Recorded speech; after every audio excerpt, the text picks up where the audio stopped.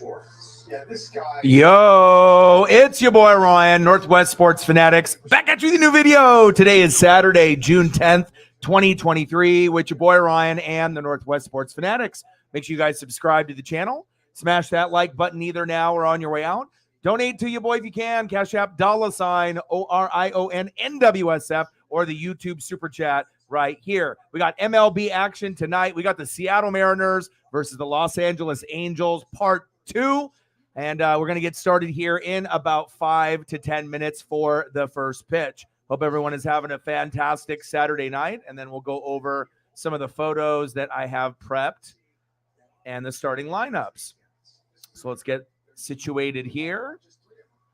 And it should be good. There's obviously the pitching matchup isn't necessarily something that you look at and you're like, wow, this is, it's not like last night where we had Luis Castillo and Shohei Ohtani. We got Brian Wu and we got Patrick Sandoval. So we'll see on how that kind of plays out. And there are some lineup changes for the Mariners and the Angels from last night. So it could be a little bit more competitive, and hopefully the Mariners can actually get more than 3, 4, 5 hits in a game, so that way we can actually get a dub. We need a dub desperately. We're 30-32, 13-17 away, and the Angels right now are 35-30 with a 19-13 record at home.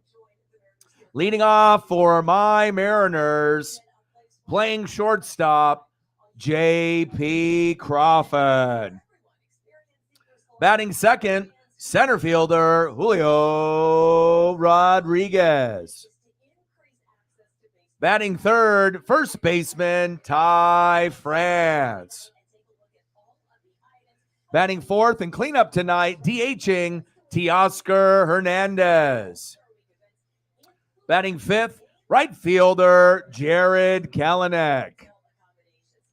Batting sixth, third baseman, Eugenio Suarez. And making his debut, 2023, second baseman, Dylan Moore. Let's go.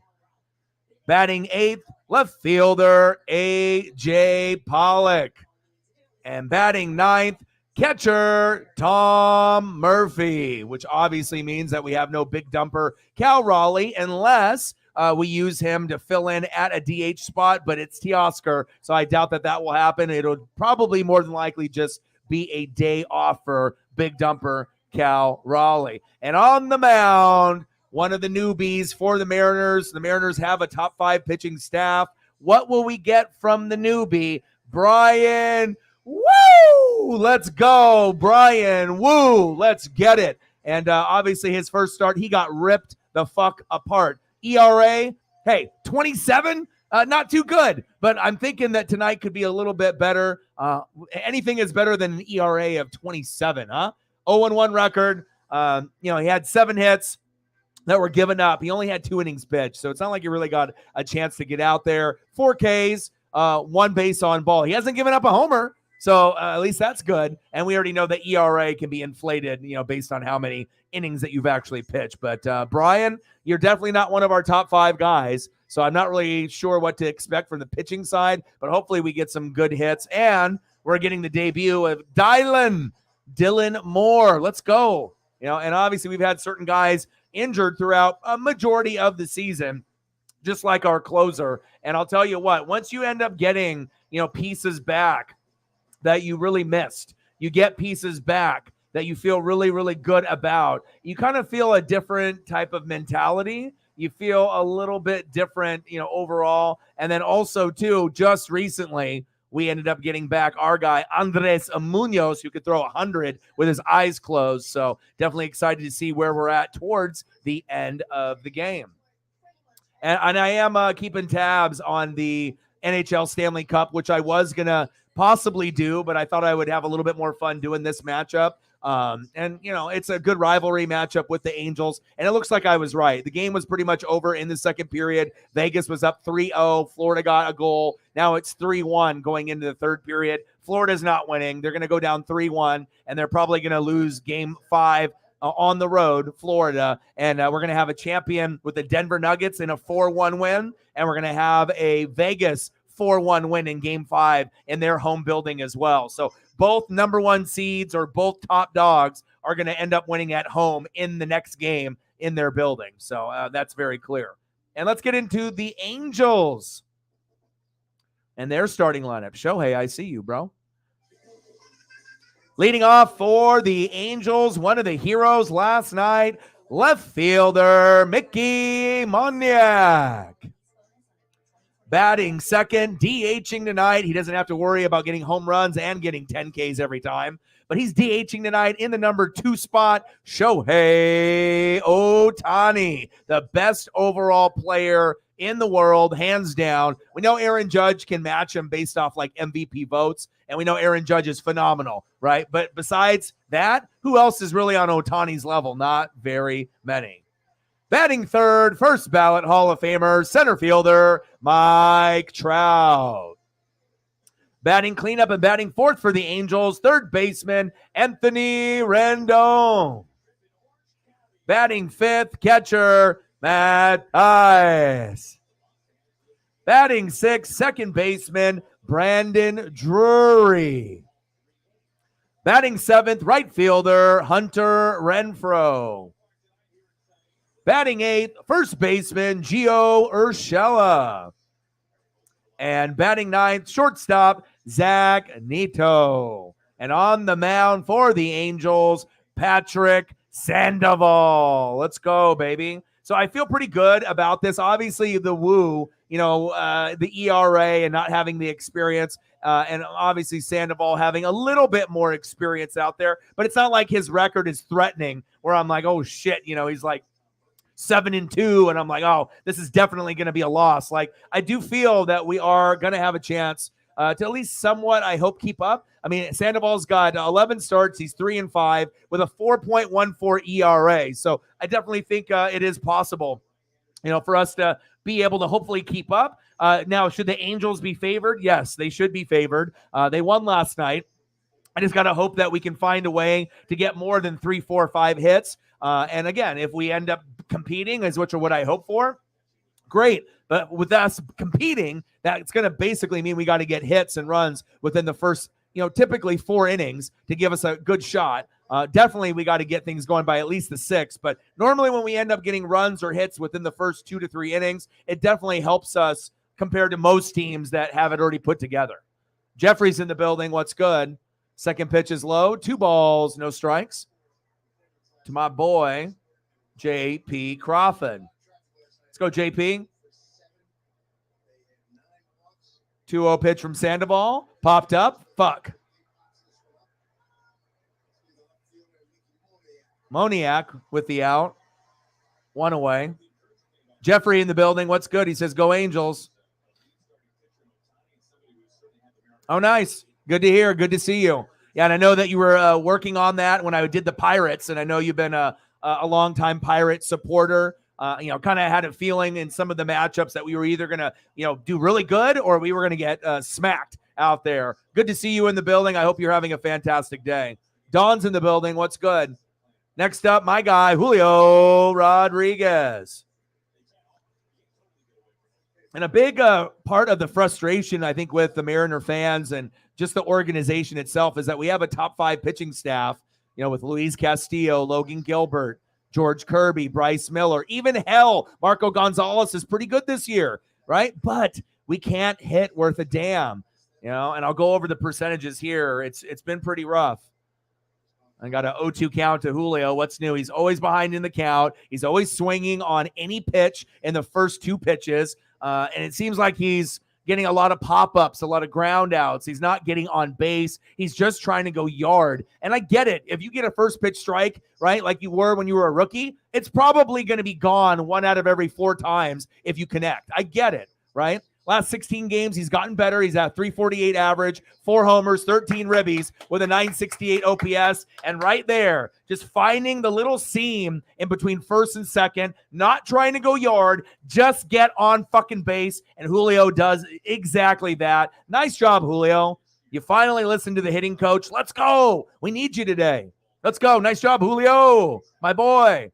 There we go. It's always better to get him on early And when he's on base early within the first 4 innings, we do a hell of a lot better. Instead of him striking out and being like 0-3, and we got to pray for him to go 1-4 to, at least get in the game. Facts. Next up, we got my guy, Ty France, batting .275, 5 homers, 28 ribbies so far this season. Let's go, Ty. I appreciate that very, very much.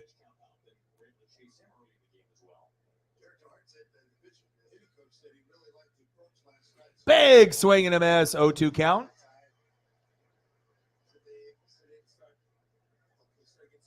Come on, Ty. Yeah, I don't know. I mean, I think a lot of people, obviously when you're younger, like when you go to the ballpark and they have the score sheets, only the hardcore people are going to mark in every strike, every ball. And, but it does make you pay attention to the game and not be on your phone, so like, I don't do that when I go to the games, but like my boy Preston, when we go to the games, like he's a Marlins fan. So when we go to see like the Yankees for like Giancarlo Stanton, he likes us to go there. And we went together last year and I got an Aaron Judge ball in that particular game. But, it's one of those things, like he is around my age, a little bit younger. So, he's not 40 yet, but he'll be getting there pretty close. And he does it at almost every game that he goes to. Not something that he did back in the day, but something that he kind of recently picked up. And I guess if that's going to make him keep engaged, in the game. Whenever I go to a game with friends, we're never on our phones. I'm trying to get foul balls, memorabilia, line drive, 2 away. Damn it. How you doing, Patty? I got a pretty good memory, man. Hell, like when I was growing up, I would play the video games, Atari 2600, Nintendo, Sega, Super Nintendo, Nintendo 64. I collected cards, did the whole wrestling ring, G.I. Joes, Transformers, Ninja Turtles. But, I really did enjoy collecting cards, and I still do to this day. And I've always been a stats and analytical guy. So I'd be like looking at the card on the front with a cool picture, but I'd flip it over and I would study everything on the back. And that's just kind of how I've been my whole life. And and that's a big reason why I think I know a lot of the things that I do know with all the reading that I put in, even at a young age. 0-1 pitch is inside from Sandoval to Teoscar. 1-1 count. Top of the first. 0-0, 2 away. Runner at first. Come on, baby. DHing tonight, Teoscar Hernandez. Let's go, baby.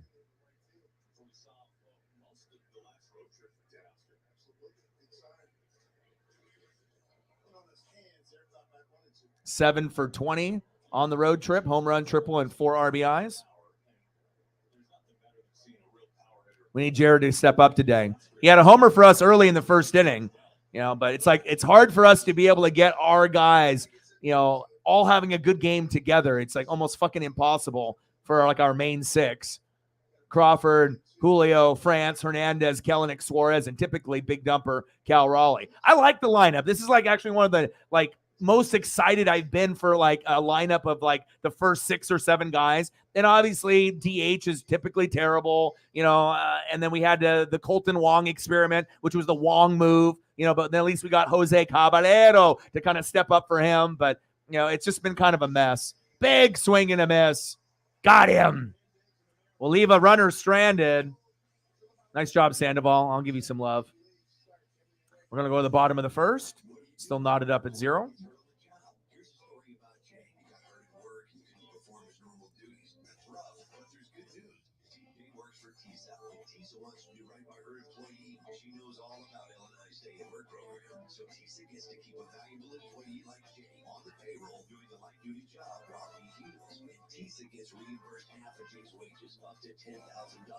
Yeah, I appreciate that. Like I said, I put a lot of time and effort. I feel a lot of people, they do streams, but I'm like producing the show while I'm calling the game and, going through, obviously the different photos. And then obviously, when people donate, I'll, kind of cater to them and give them whatever their favorites are and whatnot. But, it definitely, you have to pay attention and you have to know what you're doing. Otherwise, you're not going to have things linked up while you're watching. So. All right, baby, let's go to the bottom of the first inning. So far, so good for the Mariners. It would have been nice to get a run there in the first inning, but it's not very common for us. I just hope that we can get more than fucking 5 hits, and I hope we can get at least, I'm hoping, 3 to 4 runs or more, but that might be asking too much. Who the hell knows?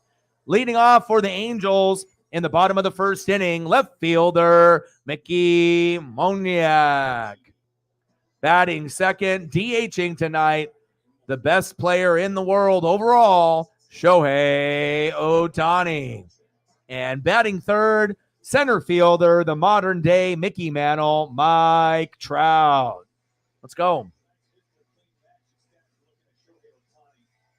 And on the mound for the Mariners, Bryan Woo.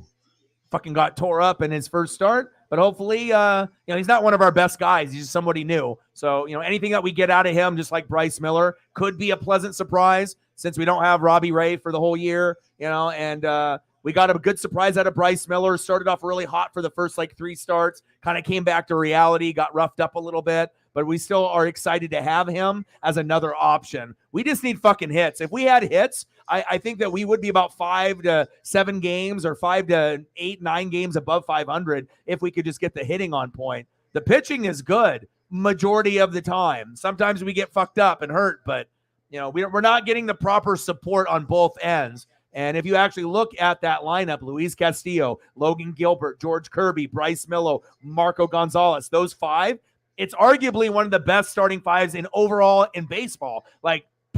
Pitcher for pitcher, I'm not necessarily going to say that we have the number 1 through 5, but we definitely, I feel, have a top 5. And if you want to be a hater, top 10. But I think most people do believe that we do have a top 5 starting unit. It's just a matter of, can we be consistent and can we get hits on top of that? And so far, bang, woo, with a nice K to get it started off. That's a good start.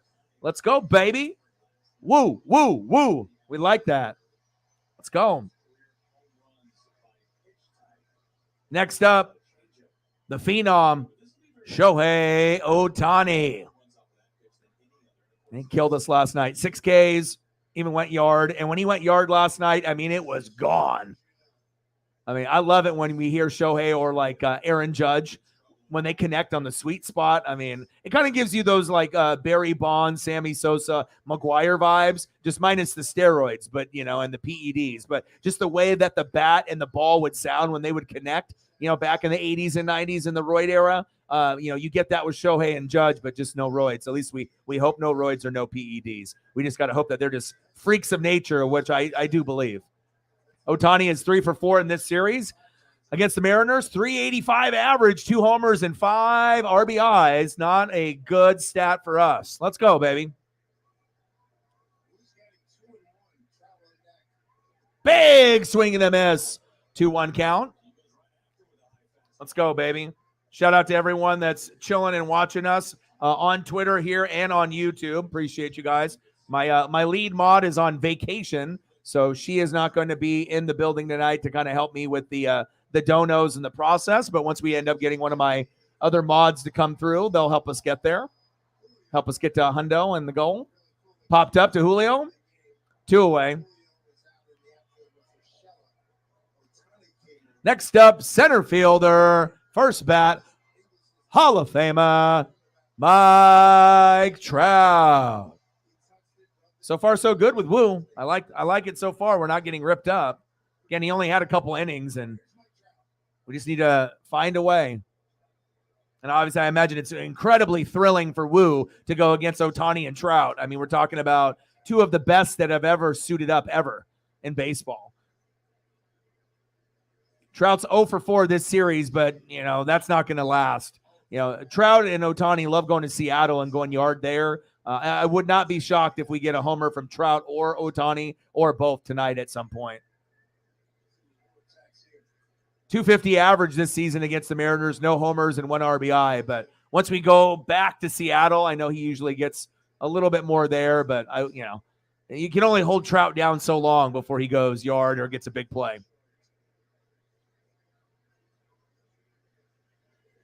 Come on, Woo. 0-2 pitch is high. For a ball, 1 ball, 2 strikes.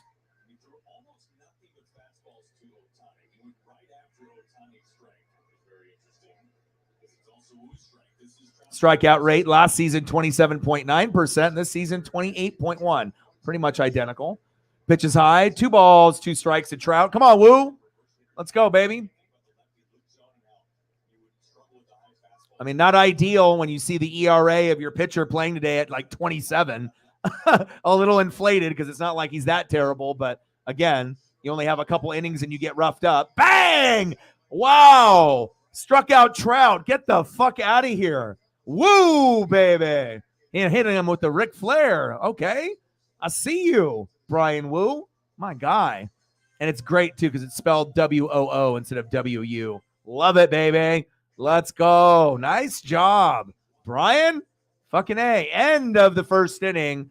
0-0. We're going to have a chance tonight. I had a good, like I said, if I didn't feel we had a good chance tonight, maybe I do this. Maybe I do the NHL matchup. But regardless if I think that we're going to win or lose, I mean, I'm not going to pass up on the Mariners if they're on. And I had a feeling that the Stanley Cup final, even though it's a bigger matchup, it means more. I felt that the game would be over early or, within the first or second period. And it looks like that I was right. So it's 3-1 Vegas. Florida ain't coming back in that game. So we'll see what happens tonight. Nice job, Woo. They make high quality, fresh pet food with human grade ingredients right to your door. But most importantly, Oscar loves it. He's at a healthier weight. He's much more playful. Oh, yeah. Absolutely, man. I get you. And of course, he loves the box too.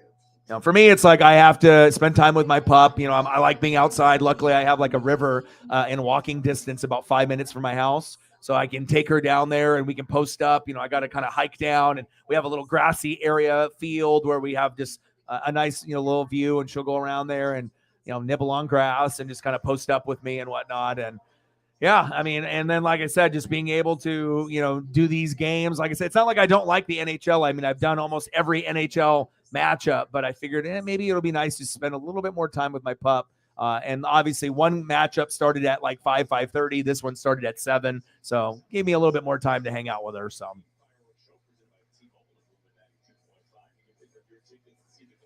All right, let's go to the top of the second. Leading off for the Mariners, right fielder Jarred Kelenic.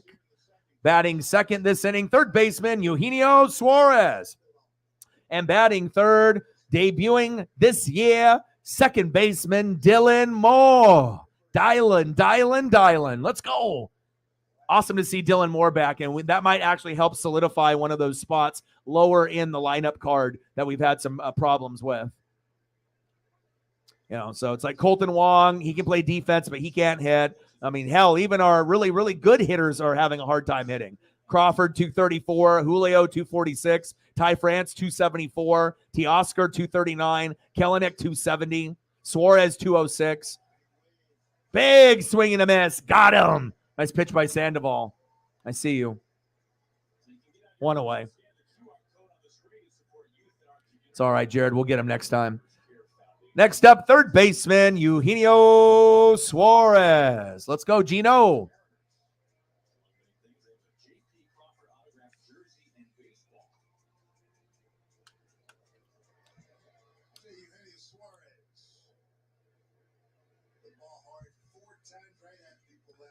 In the zone for a strike. We're in the top of the second, 0-0. And then in the matchup, Florida scored. They're trying to make it a little bit of a battle. Now it's 3-2 Vegas. And again, Vegas is up 2-1 in the series. So they win this, it's fucking over. The only way Florida has a shot is if they win this matchup, which is a must win. But even with that said, game 5 and 7 will be in Vegas. So even if they go to Vegas and win, go up 3-2, Florida wins at home 3-3, there's no way in hell that they're going to win in game 7 in Vegas. So. And then the Nuggets should win in the next game and just win the championship in front of their fans. And it looks like it could be the beginning of a new dynasty, kind of like the Pistons or the Spurs, where you might see the Joker in the finals a little bit more often than you think. And I'm hoping next year we'll get Bucks with Giannis versus the Joker, because I feel that Giannis is the only one that can match up with them one-on-one in the NBA. Facts. Suarez against the Angels is batting .375. 0 homers and 4 ribbies. We need you, baby. Let's go. Let's go, Gino.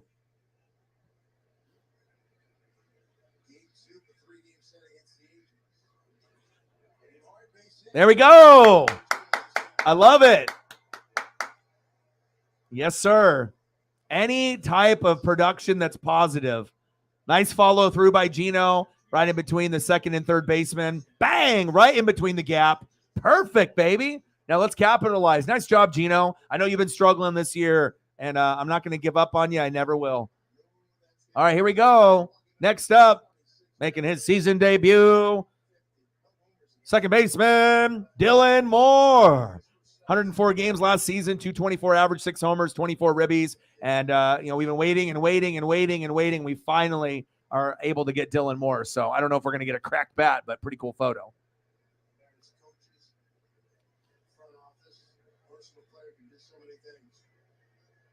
Come on, Dylan. Career high, 368 on-base percentage last season. Good eye. Pitches low and inside. 1 ball and 1 strike. Come on, Dylan. And it was nice to get Munoz back, our closer, too.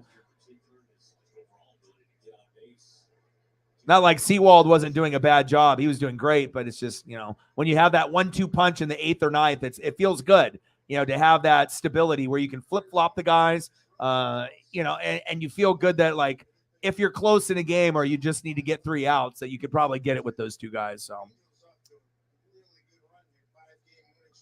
top of the second, 0-0, runner at first. 2-1 pitch to Dylan Moore. Takes a strike. 2 balls, 2 strikes. Dylan Moore is a stolen base machine, 21 for 29 last seasons.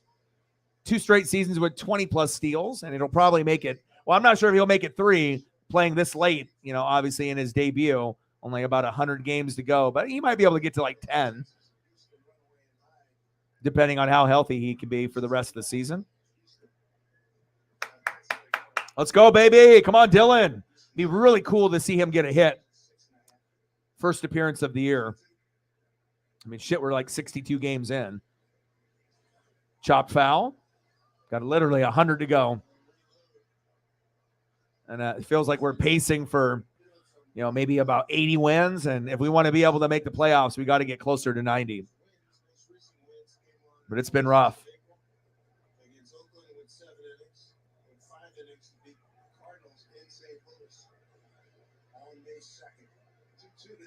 2-2 pitch. Moore. Back. Great speed by Mike Trout. Holy cow. That's why he's a Hall of Famer. He ran way a good distance there to get that. 2 away. Nice job. All right. Well, at least even though it was only his first at-bat for the season, not bad. Not bad of an at-bat. You weren't chasing or anything, so I feel good about it. Next up, left fielder, A.J. Pollock. Yeah, Trout is still great. I mean, I don't think he's considered like number 1 player overall, but he's still considered, the most consistent player that has come into the league, since his time. And consistency is everything, but I wouldn't say he's a top, 5 player anymore like he was for like pretty much every year. You got guys like Shohei Ohtani and like Aaron Judge and a few other guys. But, as far as name recognition, everyone knows Mike Trout, but of course, when you get a little bit older, sometimes they start to give you a little bit more pub, even if you don't deserve it. Like your skills are declining, but they're kind of just, giving you the benefit, So it's like if they end up having Mike Trout at the All-Star game, I imagine there's going to be someone else, not saying it's Julio, but there could be someone else that's younger that's putting up bigger stats. But again, the fans love Hall of Famers, and, even if they are sliding to dip a little bit with the stats. So. But most people are dipping with the stats, and Trout is batting .256 this year. Obviously, should be closer to about 300, but a lot of players are struggling this year. Got him looking. Bang! Damn it. AJ struck him out looking. My guy. Nice job by Sandoval. All right, we're still knotted up at 0. Let's go to the bottom of the second. See what the Angels can do with their rotation of hitters.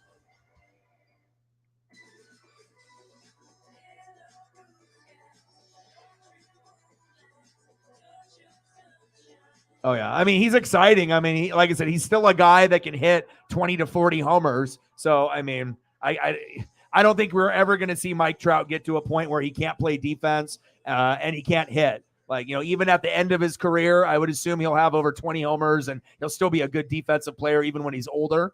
depending on how many, because he really trains and he puts in a lot more work. I've watched a couple specials on him, and I know his career. I mean, I might be a Mariner fan, but I mean, I do appreciate greatness. And he puts in more reps like anybody, on the team. Obviously, him and Shohei can kind of feed off each other with the work ethic. But where a lot of these guys, they're going to the hotel, they're going into the dugout, maybe they're getting treatment. He'll go out there and get a little bit more on the batting practice. He'll go out there and do a few more swings than some of those other guys, and that usually ends up being the difference, from being good or great or elite or possibly a Hall of Famer like himself. So, all right, next up as we go to the bottom of the second inning, leading off for the Angels, third baseman Anthony Rendon.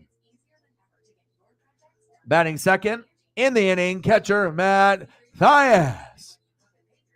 And batting third, second baseman Brandon Drury. Let's go.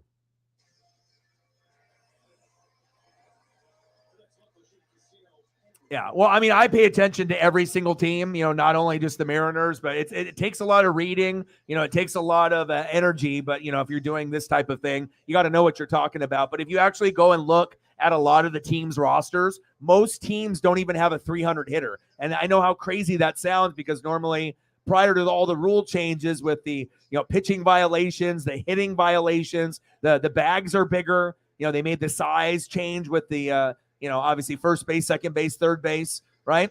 No shifting. So, and it's been a little bit of a whirlwind for some of these guys, but most teams don't even have a 300 hitter or they have a guy close, but it's not like in the past where, a team would have like three guys batting over 300 and maybe a guy's batting 350, unless you're one of the special elite teams. One away.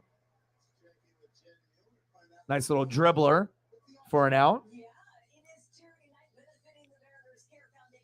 I think hitters are just struggling. I don't think the pitchers are any better than they were last year or the year before. I just think right now, overall, as a unit, as a league, I think hitting is down. And like I said, I don't think necessarily that pitching is better. I just think it's for them to get a little rhythm with these new rules and everything. And a lot of the guys struggle until it gets past the All-Star break, when you get the hotter, warmer weather. At least that's what I've seen. So, but everyone's different. I mean, we got a guy on the Marlins that's batting almost 400 right now, and he's already kept it up almost the whole season. So, Reyes. So if you look at his stat line, I mean, he's doing some crazy stuff. I mean, it's not often where you get a guy that can hit like that. It's like we don't got modern-day Ted Williams out there hitting 400, And let alone if you can bat 350 or keep it up, a majority of the season, that's not, something that's that common either.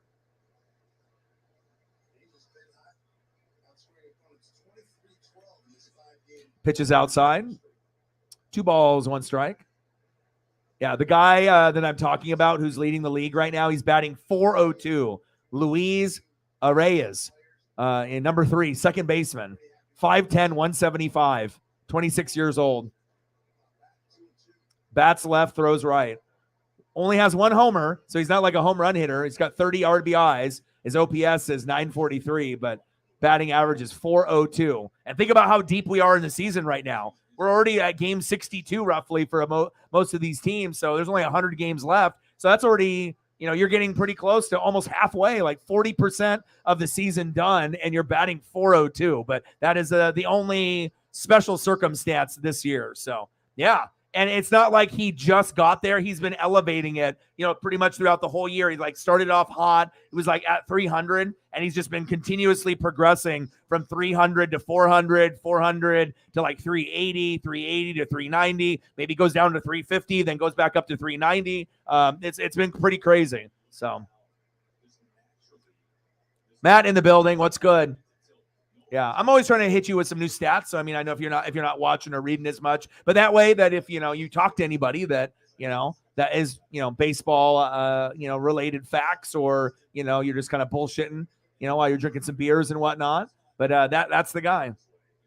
That is a good question. I don't think so, but that's a good guess. I'm thinking Venezuelan, but let me check real quick. Let's see. Because a lot of it's like Dominican Republic, like Julio. But when we did the World Baseball Classic, he wasn't on the same team with Julio. So I don't, and that's the only reason I know with the Dominican. San Felipe, Venezuela. So I think that's with the Venezuela team. Is that Altuve with the Astros? Is he Venezuelan? I think he might have been on that team. I mean, there was a lot of teams that I was doing. So, yeah, but pretty crazy, right? 402. When's the last time we had a 400 hitter at this point in the season? Hell, we have a hard time even getting guys above 300. So even if you're above 300, you're like really, really good. If you're batting 320, you're amazing. If you're at 350, you're doing some crazy shit. If you're at 4, I mean, I can't even imagine. I don't even know how he's doing it. And I hope that he's not on steroids or PEDs or whatnot. I hope it's just really good technique. But it's something that we haven't seen a hitter like this, have a season like this, besides maybe like Tony Gwynn, back in the day. Pretty wild. Matt's in the building. How are you, bro? So Sarah is on vacation. She's on a road trip going to D.C., and she's not going to be in here tonight. I think she's just going to try to rest through all the traveling and whatnot. So I was hoping Reflect's in the building as well. What's good? I was hoping that we could get someone to help me out with the donos, maybe Reflect or maybe Matt, somebody that can help me. Matt's pretty comfortable with doing it. So usually it's Jameson or Elliot or Matt. But if someone could help me with that, that would be great. So that way I don't have to say it, How you doing, Reflect? What's good, man? Missed you. I had a feeling that maybe you'd come in here. Some people wanted me to do the NHL matchup. It's the Stanley Cup. And normally we'll go down that route most of the time, but I wanted to spend a little bit more time with Paisley, and I had a feeling Vegas was just going to mollywop them and whatnot. So it's bottom of the second, 0-0, 2-2 count.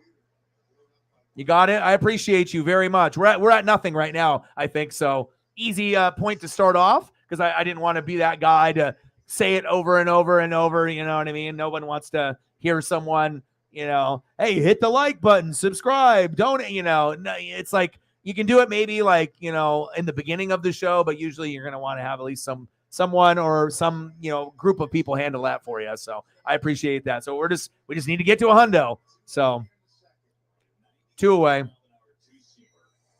Oh, dude, that's awesome. I mean, I got shin splints in my left leg, so it definitely I'm supposed to rest it, but I have to get my puppy 30, 45 minutes, an hour, 2 hours a day. I need to do that. So I haven't really been able to get my leg to heal completely. But again, it's good for my mental health to get outside, get the, good weather. It's nice and sunny. Back, foul. We're in the bottom of the second. 2 outs, runner at first. Woo on the mound. And he's actually doing not that bad. Hunter Renfroe in the box. That's awesome. Good to hear. Got to get those steps in, man. Let's get to 100, baby. Let's do it. Yeah, and I can tell because usually I go for this really long extended walk where I go to a river, which is like 5 minutes from my house, and we walk down kind of an embankment, with my pup, and then we get the visuals. Obviously, we have breweries, wineries, and dispensaries here in Oregon. So usually I'll try to make a trip for maybe a dispensary, and then I'll have that nice little open field area with the flowers and the birds, and Paisley will be eating some grass, and then we can post up to see some fish jump and hear the birds call. It's really relaxing, man. Good for my mental health, especially if you have like depression or anxiety. It's really good to be able to get out there, and usually I'm listening to music while I'm walking as well. But yeah, I'm still getting those steps in, and weather was nice today in Oregon. And I know in some parts of Washington it was rainy and whatnot, but here it was really nice. We're in the bottom of the second, 0-0, runner at first, 2 away, 1-2 count to Hunter Renfroe. And we got our guy, Brian, woo, on the mound. Let's go, baby. Let's go, woo. You got tore up, pitched a couple innings, had an ERA of 27 in multiple, just, very brief stint. He got roughed up, but so far, pretty good. He's got a couple strikeouts. He struck out Trout, right? He's got 3 Ks. That's a hell of a lot better. He went from his ERA almost being 30 to 14. So, hey, things are going good. When you have limited innings, that ERA can fucking skyrocket. So, Daniel in the building. What's good? Dribbler foul. Count is still 1-2. Oh, PC. Really? Wow. So he actually got it, huh? Where the hell did you find a 30s and 40s banner? Is that something that was like in your collection or you found it? That's fucking cool, bro. Dude, oh, big swing and a miss. Got him. Woo! Oh, Brian wooing all over their ass. Let's go, baby. Dude, that is awesome. I'm gonna have to link up the Ric Flair photo with my guy here, Ric Flair, Charlotte Flair. Hit him with the woo.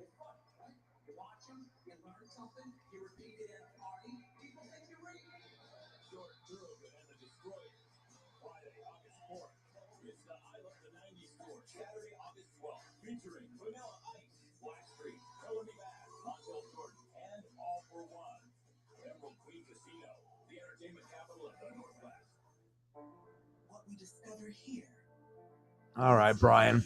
I see you. I got it linked, Brian. I see you, baby. Woo! Let's go, baby. And it's spelled W-O-O instead of W-U, which obviously with a lot of the Asians, that have the last name spelled that particular way, it makes it even better. My boy, my cousin, Brian. Woo! I love it. Dude, that is awesome. That is awesome. End of the second inning, 0-0. Let me adjust this. And thank you so much for your support. Let's go to the top of the third. Rough one last night, but I even did the Apple TV 1 week subscription. I canceled mine already because I know if I forget about it, I can't afford the extra, $7 a month on top of all the other ones that I got and whatnot. So this is awesome.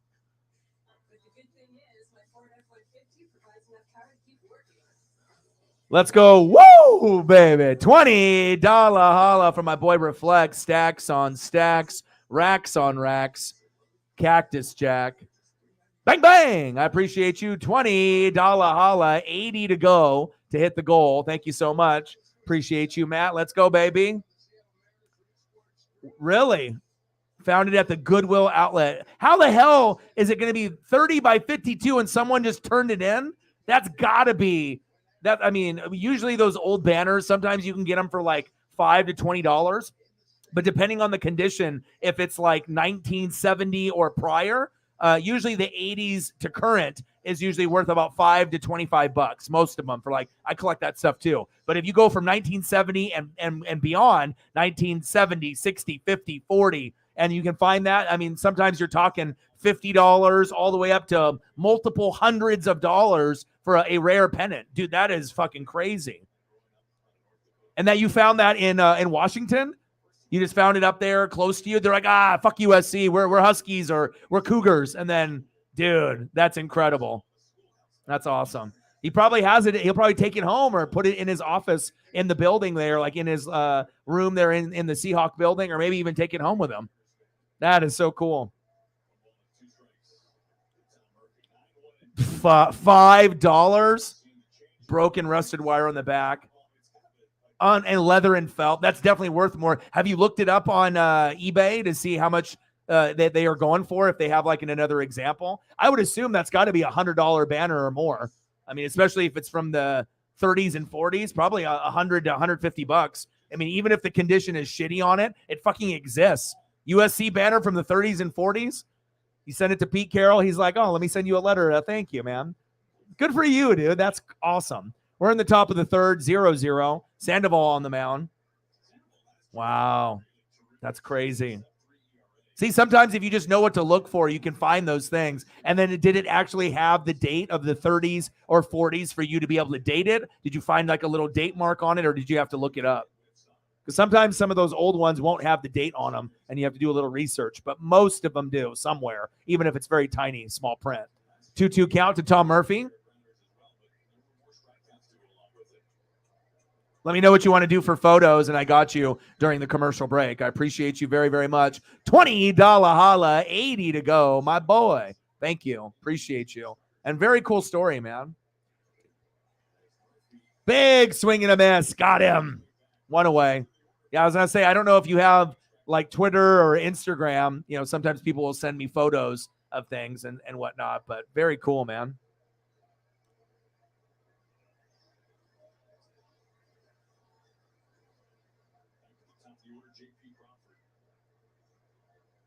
Yeah. Yeah, and like I said, I do a lot of stuff with sports cards, Sports Illustrated, toys, action figures, starting lineups, McFarlane's, bobbleheads. So I'm pretty familiar with some of that stuff. But yeah, especially if it's that old, yeah, that could be worth something. Top of the third, 0-0, JP Crawford. Pitches outside for Sandoval. 2 balls, no strikes. Come on, JP.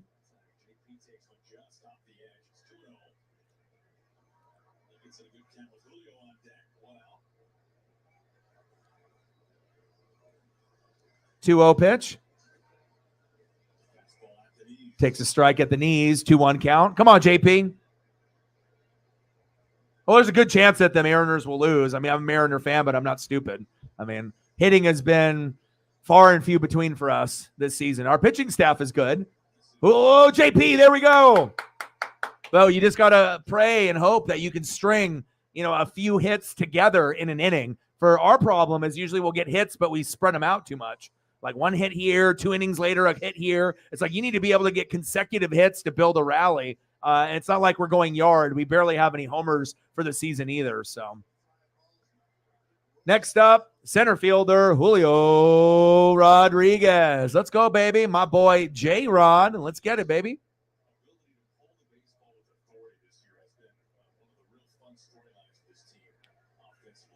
Let's go, Julio.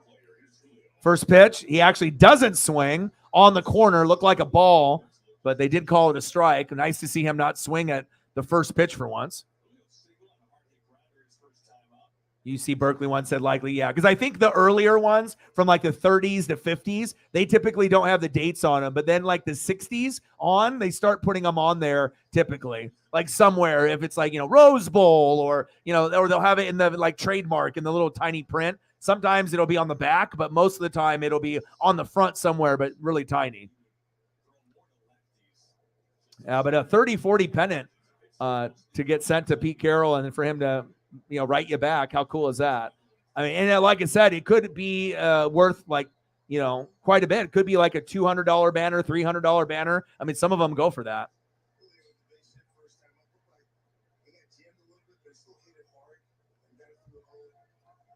Yeah, you never know when the celebrities will be in the building. Steph Curry in the building, Wiz Khalifa in the building. They know your boy. Julio, 1 for 1. He's down 0-2 in the count. Top of the third, 0-0. Runner at first, JP Crawford. And I'll always have the score on the ticker down below too. So you just have to wait for it to scroll by, and then you'll be able to see everything there. Let's go, Julio. 30-32, 100 games left. We need a way. We need to find a way. Pitches low, good eye, and outside. 2 balls, 2 strikes. Come on, J-Rod. And we need a new hitting coach, and we need to be able to figure out how to get our guys to be on the same page and be a little bit more patient. That's our problem.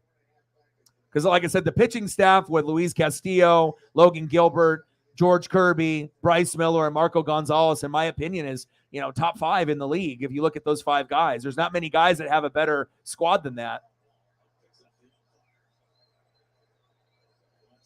Ball hit the ump.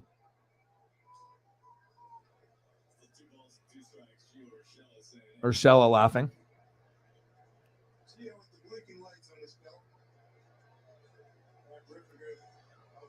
Yeah, but like Julio at 246, Crawford 238, France 274, Hernandez 239, Kelenic 269, and he was really the only one above 300. Him and Ty France, at least at some point in the season. Suarez 210, and obviously Cal Raleigh, big dumper, had a thumb injury, so I don't expect him to be at 300 or close to, but you hope that that'll heal up and it'll start getting better for him.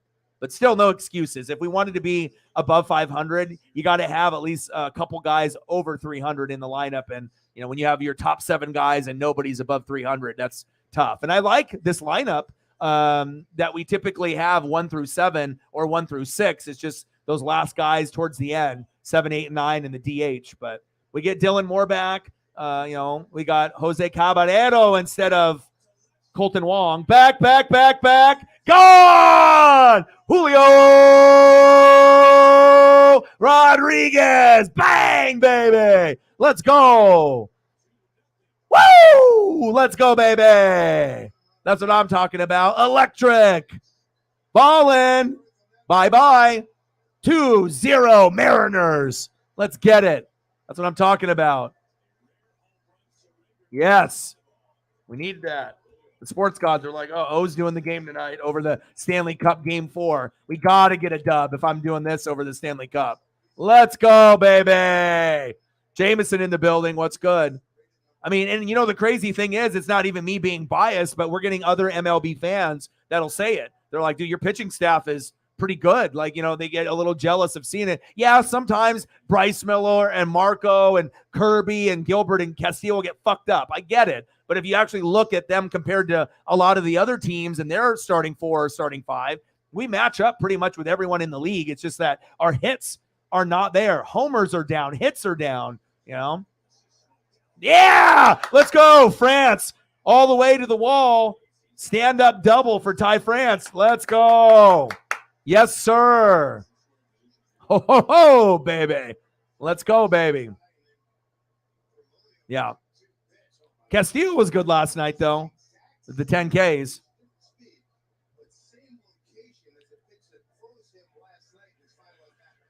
Nothing on the Cash App yet, but if we do, we'll figure that out at that time, and I'll let you know. So you know the routine. You've been here with the streams and how Sarah operates. I appreciate you. Jameson's in the building. Let's go, baby.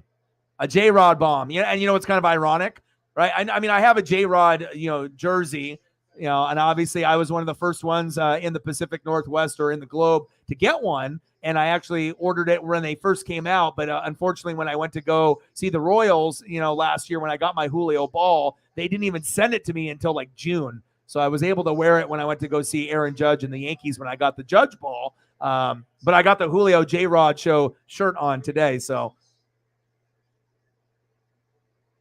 let's go, baby. I had a feeling. I was like, maybe if I do the J-Rod Show, maybe we get a little extra love today. Let's go. Hell yeah, 2-0. You got to be able to get runs and hits early. We have a really hard time of compiling hits back to back to back. We just don't fucking do it. We did it last year, but we're not doing it this year. Next up, Teoscar Hernandez. Pitches low, 2 balls, 1 strike. Batting .239 so far this season. Double-digit homers. Now we just need to get everyone on the same page, baby. And I haven't wore this J-Rod Show shirt in a minute. So I was like, well, this might be something. He's due for a homer. Oh, yeah! Woo! Go, Ty, go! Yes! Nice little bloop single. Yes! 3-0 M's. Let's go. Go M's, baby.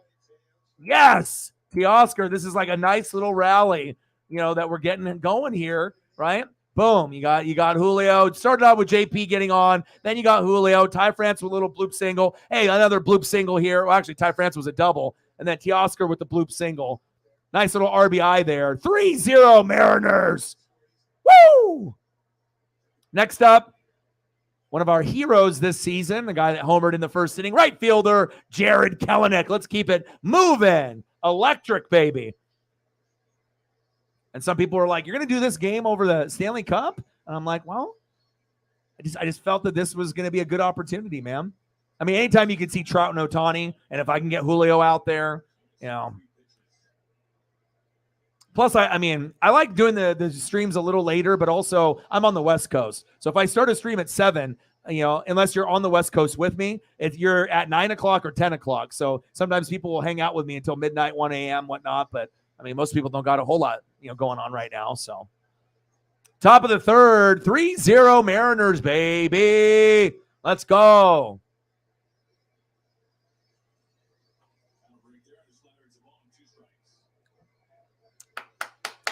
Let's go, Jared. Calls time.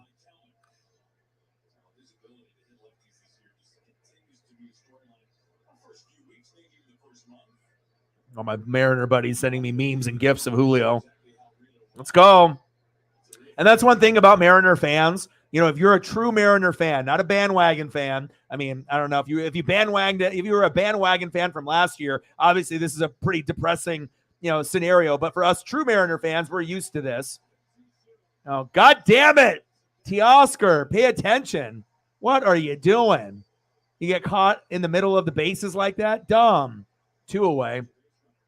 But like I said, I mean, I've been watching since the mid 80s, and we've only really had 4 good seasons in my life. 95 slide with Griffey, 97 AL MVP year for Griffey, 2001 Ichiro's rookie year when we won 100+ billion games and lost to the Yankees, and then last year with Julio. So, I mean, if you're a true diehard, you already know what it's like to be miserable and have things not go our way. So, but I still think that we can turn it around, but it doesn't feel like it's going to be a playoff year for us this year. That's just being real. The Rangers, the Rays, you're starting to see some of these other teams, do their thing. And, the Yankees and Astros will be there, towards the end. And, I mean, unless the hitting drastically improves and we can get to 90 wins, I don't see a wild card in our future this year, but you never know. Popped up, and he's out. Let's go to the bottom of the 3rd inning. Nice job, Julio.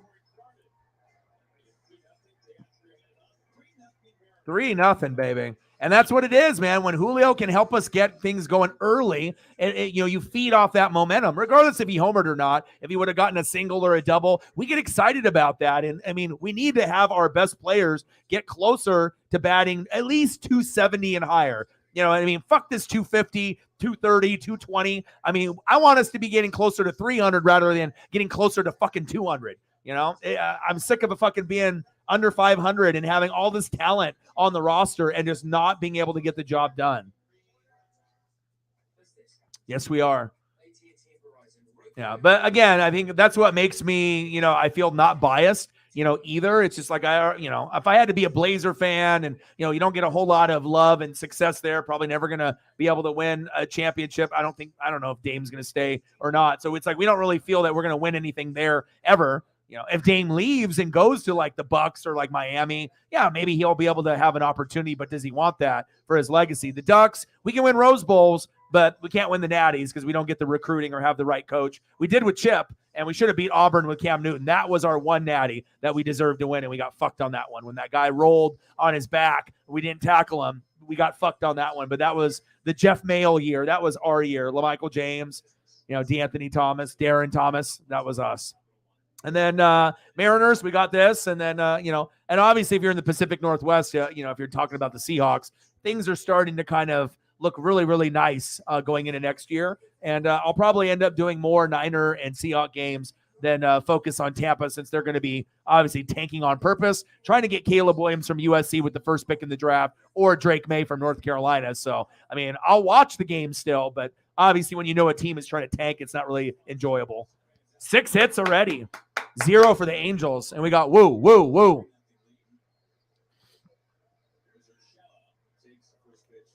Exactly. And Wong was the Wong move.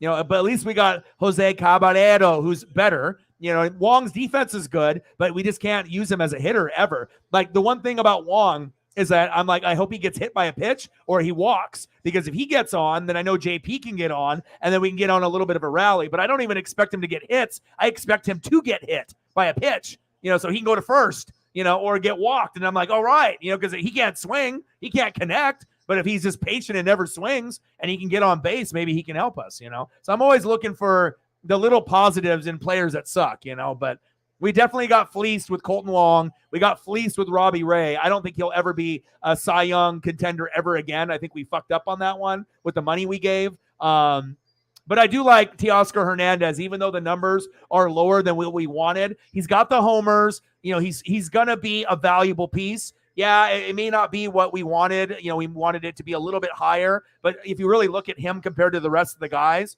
I mean, Julio, Teoscar, and Kelenic are above 10 homers. So he's doing his job. We just need more consistency from the rest. Urshela almost got hit in the head. Let's go, Woo. Let's go, baby. So far, so good. 4 Ks for Woo. 4 Ks for Sandoval as well.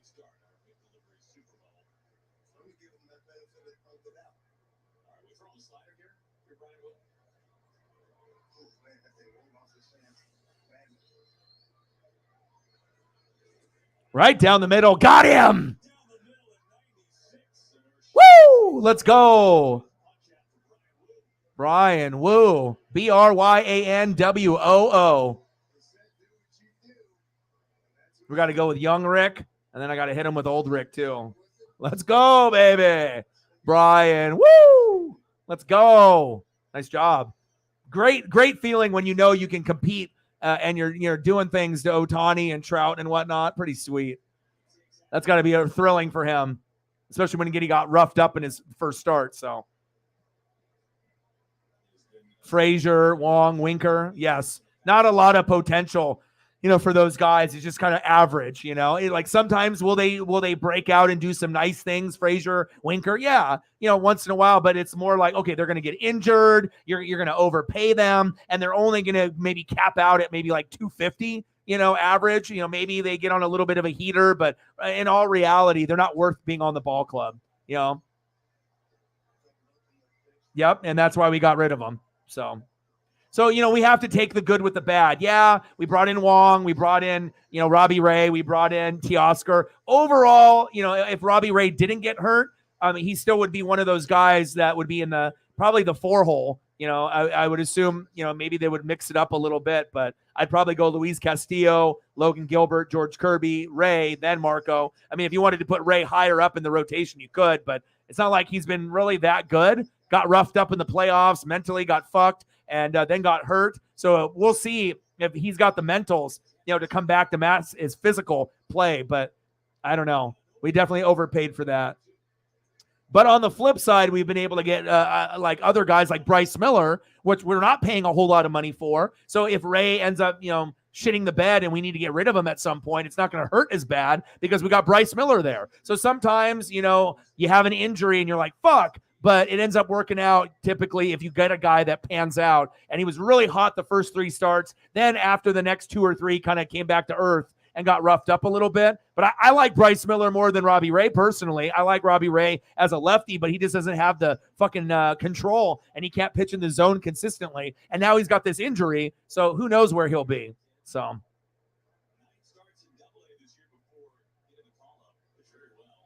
Oh, Evan White. Holy shit. You're bringing out the names. Yeah. Or we can be like the old school Mariners and be idiots. They're like, oh, Adam Jones, you won't be anything. Go ahead, go to Baltimore. And then he ends up being a fucking all-star and stud. I never got over that one. Fuck A-Rod. I've never been an Alex Rodriguez guy. He's the only guy that I don't like, in pretty much baseball or the Mariners besides Altuve. But, I won't recognize him. I don't have any of his rookie cards. I don't have any of his figures. Fuck A-Rod. But the Adam Jones, I love that guy. And I was like, this guy's going to be good. I was like, here's another guy that, we're just like, we're just a farm system for a playoff team. That's what it was for the Mariners. Like, we'd be pretty good, but we're not making the playoffs. We're probably going to win like 60 to 80 games. And then all of a sudden, the Cubs or the Yankees or the Dodgers, they're like, oh, here, let's just take all your best players and we'll give you dog shit in return. And we're like, oh, okay. Adam Jones for a bag of Fritos. Cool. Baltimore's like, yes. So we're in the bottom of the third. Mariners 3, Angels 0. Runner at first, 1 away. Let's go, Woo.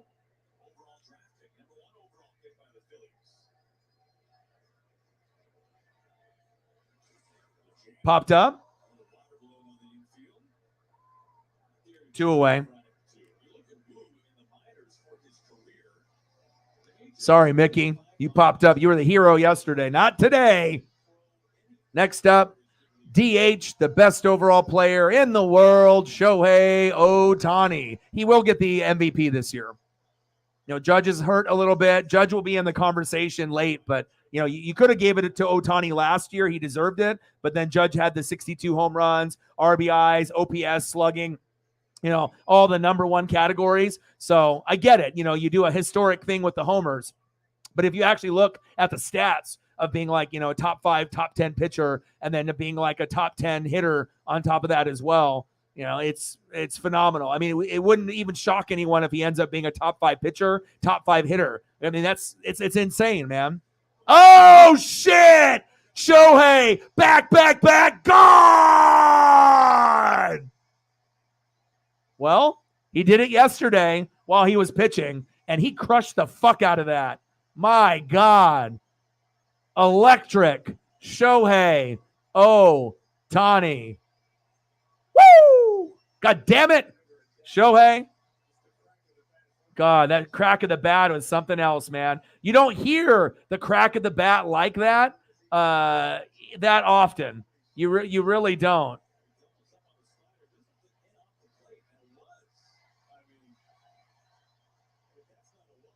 Wow.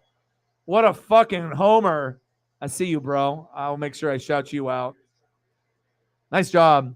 Next up, center fielder, the modern day Mickey Mantle or Willie Mays, Mike Trout. Fuck.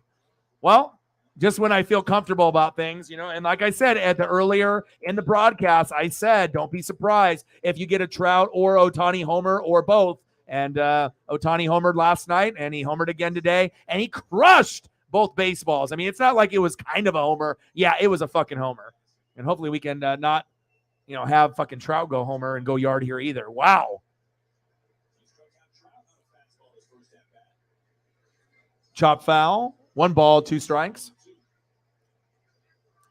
And not a lot of M's fans, really remember that. We remember, but nobody brings it up and talks about it. That was probably one of the worst giveaways of amazing talent that we've ever done. You know what I mean? Obviously, when Griffey, left and whatnot, you have different guys coming and going.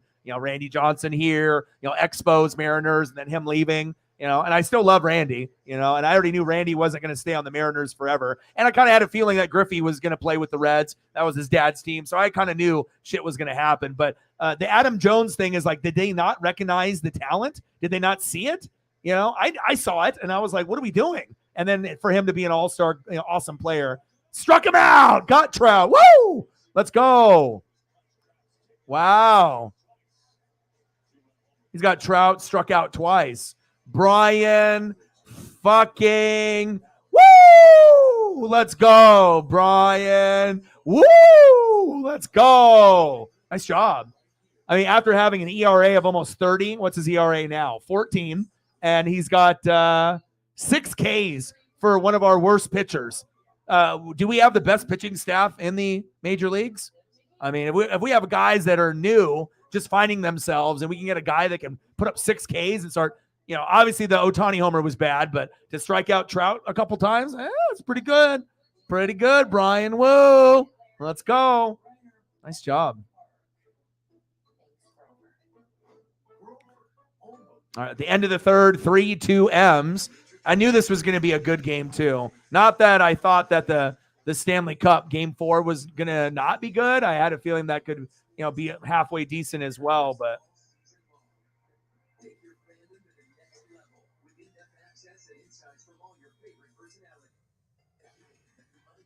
final score 3-2 Vegas. They're up 3-1. They're going to win the next game at home, just like the Denver Nuggets. Both teams, as the top seeds, will win at home in Game 5 and win the series 4-1 in Vegas, 4-1 in Denver, and it's a done deal.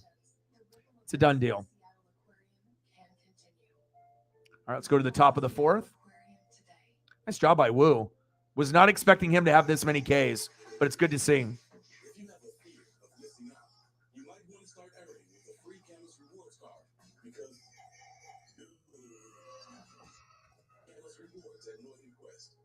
Top of the 4th, 3-2 Mariners. Let's go, baby. Leading off for us in the top of the 4th inning, third baseman, 1-for-1, Eugenio Suarez.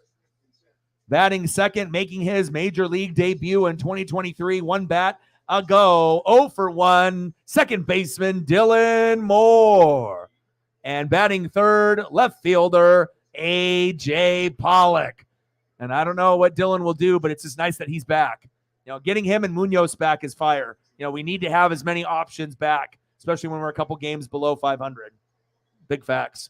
Let's go, Suarez.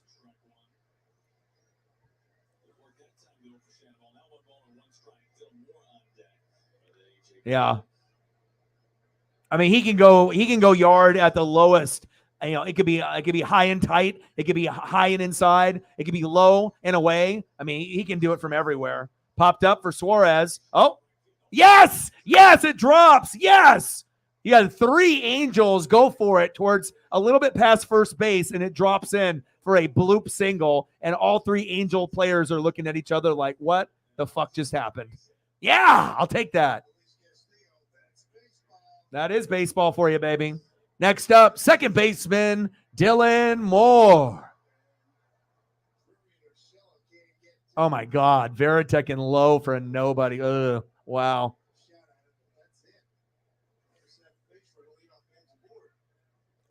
Let's go Dylan. Pitch is high. 1 ball, no strikes.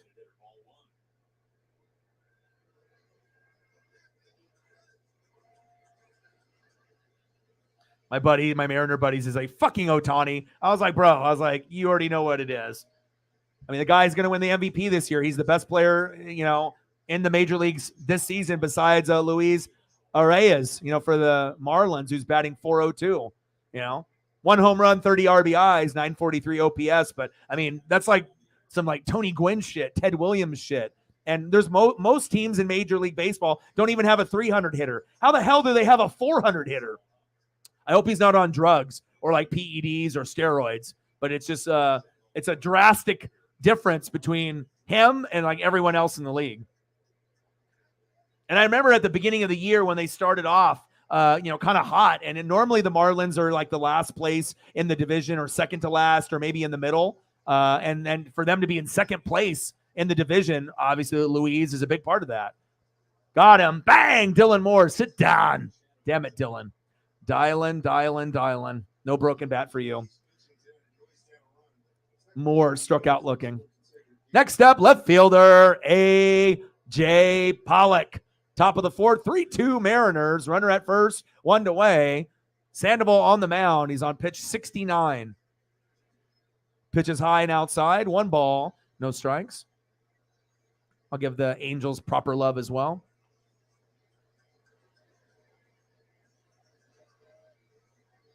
I mean, as much as I would love to be able to look at Mariner photos all day and, throughout the streams and whatnot, I mean, you got to make sure you're showing that love for the opposing team too, especially when you got like Ohtani and Trout. And like I said, I love the matchups with the Mariners and Angels. I mean, obviously it's a little bit more heated when it's like Mariners Astros, just because we already know how most people feel about the Astros and whatnot with the cheating and whatnot, even if it was a couple years ago. But this one is one of my favorite from year in, year out. It's probably my favorite rivalry matchup. If we get better, then the Astros one will feel a little bit better. But it's like when we play them, we usually just consistently get our ass kicked. But with the Angels, it's kind of back and forth with both of our teams. So it's a true rivalry. It's not just one team beating the shit out of someone else. It's like sometimes, they'll beat our ass, but then sometimes we'll get on a little bit of a run too. Hell yeah, man. Your Braves are awesome. They are. Remember I told you at the beginning of the year, it felt like when the Dodgers, had that run for about 2 or 3 years as like the best team in baseball. That's how I felt about the Braves, going into this year. They seem like they are one of the, it's going to be them, the Dodgers at the end, and then maybe they'll be like the Diamondbacks and a few other teams, but I don't see a lot of teams competing with the Dodgers and Braves, honestly. Like they look like the cream of the crop. The American League is where we're going to have, the Orioles, the Tampa Bay Rays, the Texas Rangers. They're going to put the pressure on the Yankees and Astros. So normally it's Yankees, Astros, right? And then we got Braves and Dodgers. But we're definitely going to get some new teams this year. We can feel it. So, I mean, I wouldn't mind the Rangers and the Tampa Bay Rays making it, but I don't want to be sacrificed as a Mariner fan where we don't go and the Astros and the Rangers, go in instead. But hell, the Rangers, the Astros, and even the fucking Angels are better than us, So just because you were good last year, right? Cardinals, Mariners, Blue Jays, doesn't mean you're going to be good the following year. And it's been hurting our team and our fan bases, I feel. Especially, Pujols retiring, Yadier Molina retiring. No, they're no longer there. Now all of our, hitters are below 300. Pitching is good, but the hitting hasn't been that good. And then the Blue Jays, they've had a little bit of a problem like us with hitting and pitching and being consistent. So it's kind of wild to see some of these teams that we felt that were on the up and up. I felt Mariners and Blue Jays were the 2 young teams on the up and up. But every year is different, and it shows you, just because you were good last year, it won't necessarily carry over to the following. So, yeah, Braves, if you had to pick one team that looks like they are the World Series champion or a contender, my number one would be the Atlanta Braves. And it's been that way since the beginning of the season. Yeah. Will there be teams that have a better record than the Braves at some point in the season? Yes. But I feel, Astros, Yankees, Rays, Orioles, Rangers. I don't know. I feel that you guys can hang with anybody. And Strider is going to end up getting the award in the National League for being the best pitcher this year, as long as he doesn't get hurt. So obviously, I've been paying attention. I try to do as many Braves games as I can. Obviously, Dodgers and Mariners will come first. Mariners for me, Dodgers for my dad, and then if there's good matchups like the Braves, of course, I'm willing to do it. Bottom of the fourth, pretty soon. We're in the top of the fourth, 3-2 M's. Runners at first and second, one away, 2-2 count for Sandoval to Tom Murphy. Murphy jams it. Yes! Yes, Murphy. Are you kidding me? Go, go, go. Go, Suarez. Go, Suarez. Save!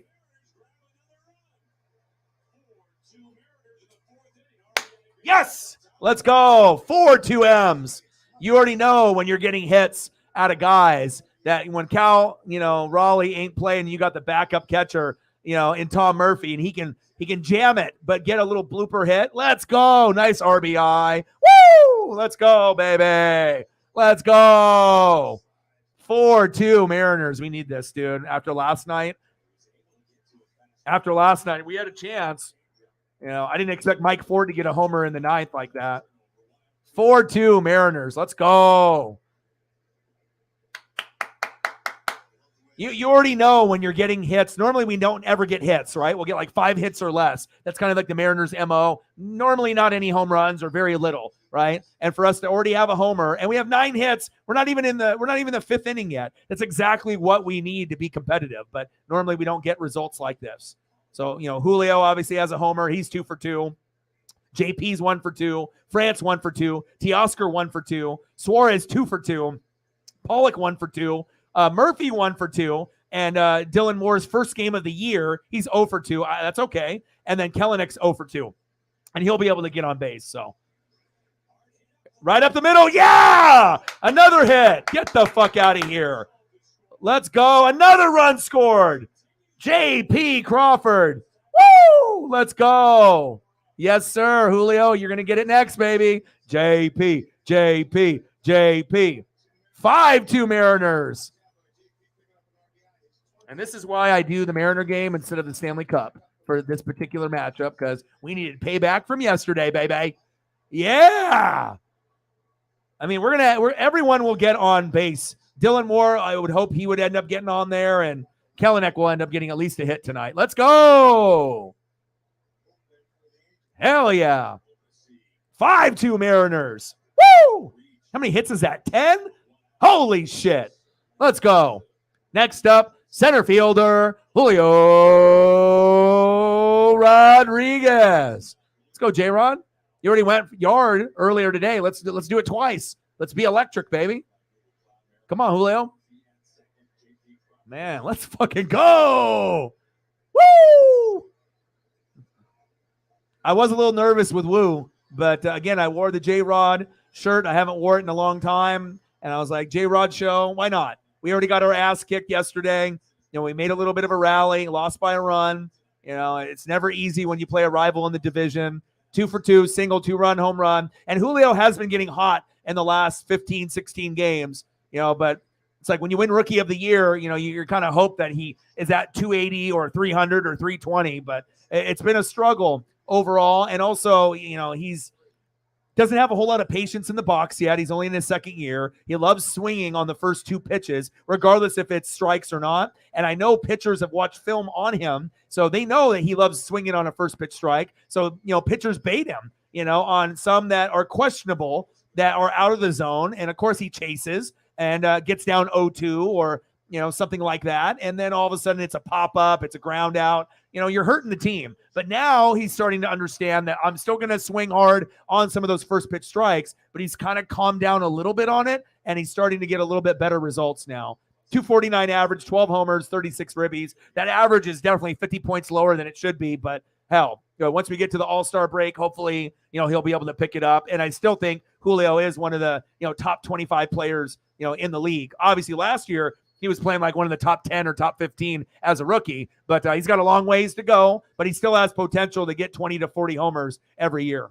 And when he's in his prime, there might be a year or two where he has 50 or more. I think that, we could get to that point. So let's keep that line moving, baby. And I was telling my buddies too, it's like, I know we got Wu pitching, but Sandoval doesn't scare us. So I was thinking, okay, you had Ohtani and Castillo. I didn't expect to win that. I thought, I was hoping that both guys would get close to 10 Ks. Ohtani had 6. Castillo had 10, but we didn't get enough hits. Not enough home runs, not enough rallies. It's like you can't get one hit and then 3 innings later you get one. You need to get consecutive hits to build a rally like you've been seeing here. And this is exactly what Mariner baseball is about when we get it. And we only get this scenario only, a few times a season. Did he get him? God damn it. Fucking check swing and he went around. Son of a bitch. Julio. Let me see. Did he go around? Yeah, he did. Damn it. 2 away. Next up, first baseman, Ty France. Megan in the building. How are you?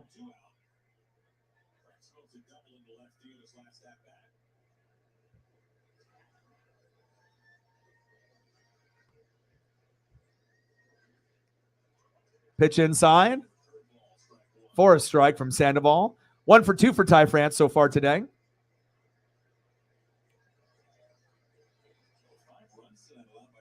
.277 average, 5 homers, 28 ribbies for Ty France. Big swing and a miss, 0-2 count. And if you're new to the channel and you're watching on Twitter or on YouTube, if you choose to, and if you feel I'm worth it, please like the video if you feel that it is worth it. And if you feel like subbing, that would be fantastic. And if you even want to go the distance and donate if you can, that would be greatly appreciated. Versus the Angels, Ty France, .368 average, 0 homers, 3 ribbies. 0-2 pitch, fouled back. 5-2 Mariners, top of the 4th, runners at first and second, 2 away. Mariners hit my line. If you need a social media presence online, I'm here. There's not very many people I feel that can call baseball games. You see a lot of people doing football. You can't really call necessarily basketball or hockey unless you know what you're doing on that end. But basketball would be easier than hockey for damn sure. But baseball is on a whole nother level. That's for damn sure. Oh, grounded out. But we had a great inning right there. 5-2 Mariners. Let's go to the bottom of the 4th.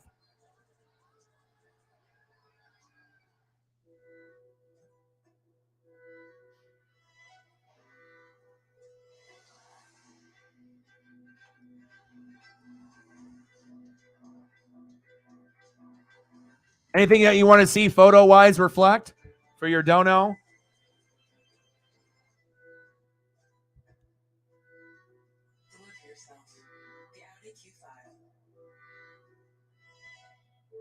And I appreciate you. Let me know what you want, and then we'll get there. $20 dono, 80 to go. Let's go, baby.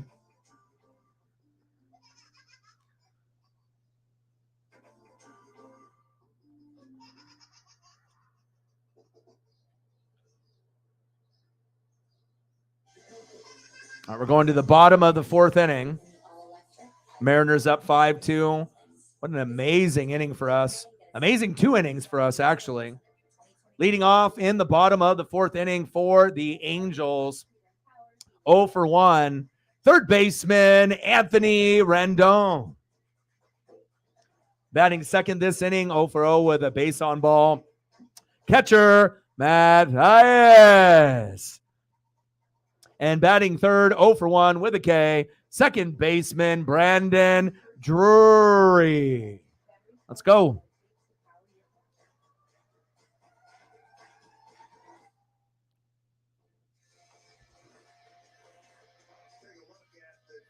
Let's go, baby.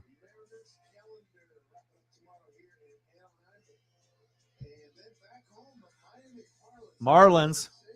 Of course, we're going to have to go against Luis Reyes. We'll see if we can get him under 400 when we play him.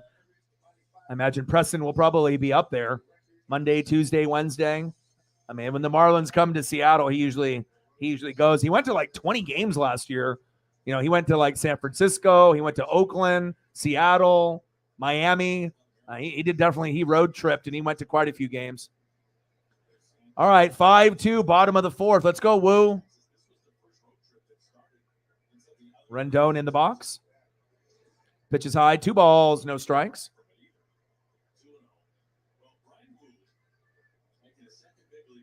Let's go, Brian. Brian Woo, baby. ERA was almost 30 going into the game with just a couple innings pitched, and he got his ERA all the way down to 14, baby. Today's been good. 6 Ks, and I think he had 4 Ks, even though he gave up some hits in just a couple innings. You know, so I think he's got, 10 Ks in, 5 innings of innings pitched so far in his career. Pretty fucking good.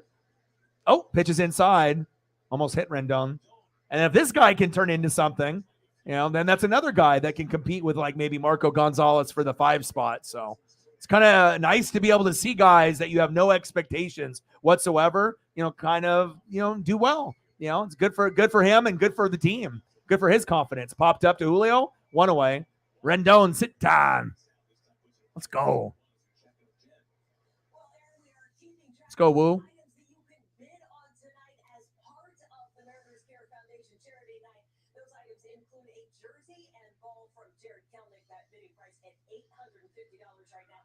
Next up, catcher Matthias.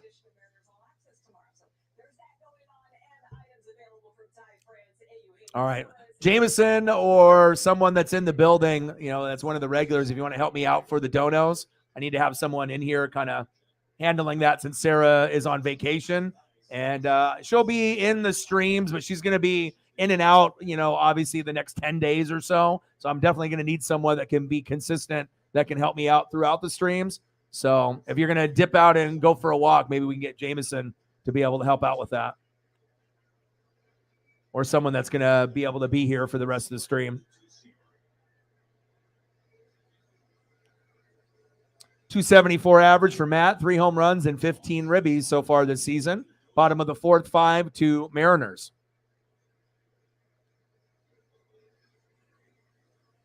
And whoever wants to help with that, if Matt is taking off for a little bit, we're at 20, 80 to go. 0-2 count. Pitch is fouled back. Come on, Woo.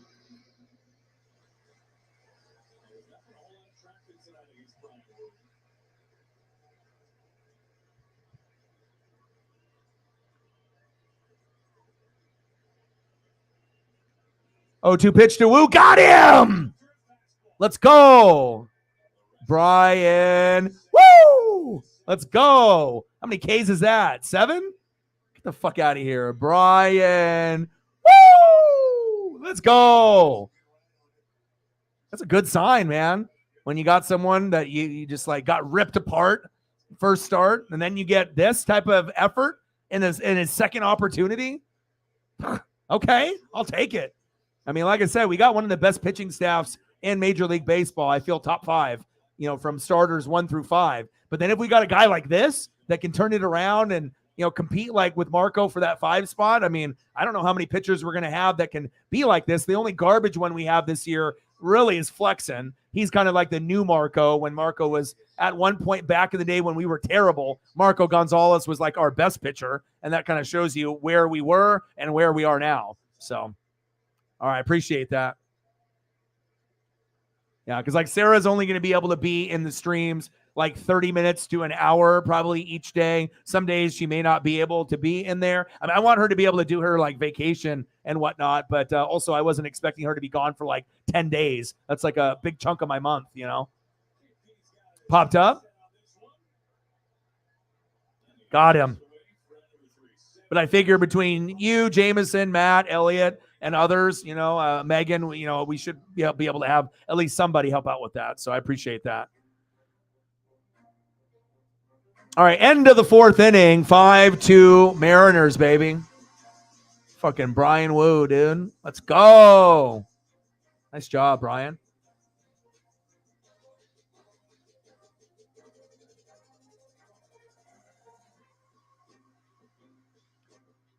Let's go to the top of the fifth.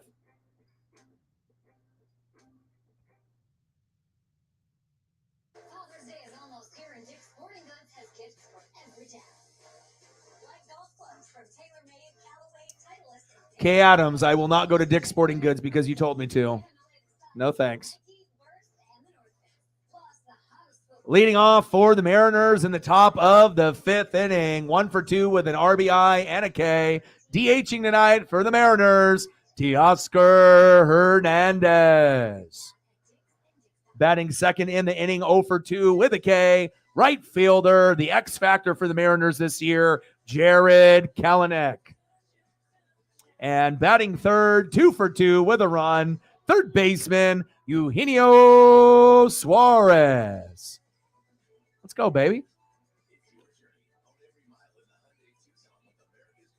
No, it's all good. I wouldn't expect you to help out today because you're not feeling well and you've been kind of under the weather. So usually it'll be like Matt or Jameson or if Elliot's in the building. You know, if everybody's gone and then you're feeling good and you're there, you know, not your responsibility. And obviously if you're not feeling well, you know, I want you just to be able to chill. So hang out with us if you can. And if you feel like crap and you got to leave, I understand. You know, and I'll be back tomorrow for something. I don't know exactly what I'm going to do, if I'm going to do Mariners or if I'm going to do Yankees and Red Sox, but there's no Aaron Judge, so it doesn't have the same feel. And then we got the NBA Finals is tomorrow, so we're going to see the Nuggets win at home. So that could be an option. NASCAR race is Sonoma. It's a road course, so I may do that. I mean, I do, and that was the race where Suarez won his first race in his career in like 6 or 7 years. So pretty cool moment for the Latinos and the Latinas across the board in racing and all the people that he represents for his culture and his background. So I am kind of excited for the NASCAR race. NASCAR, like I said, is like baseball and hockey. It's not going to be for everyone, but you know, on this channel, we do everything. We do NFL, we do college football. I do all the teams, you know. On top of that, we'll do wrestling, AEW, WWE, ROH, NJPW, Impact, all of that. And then on top of that, we'll do baseball, you know, Mariners, Dodgers, and the good teams.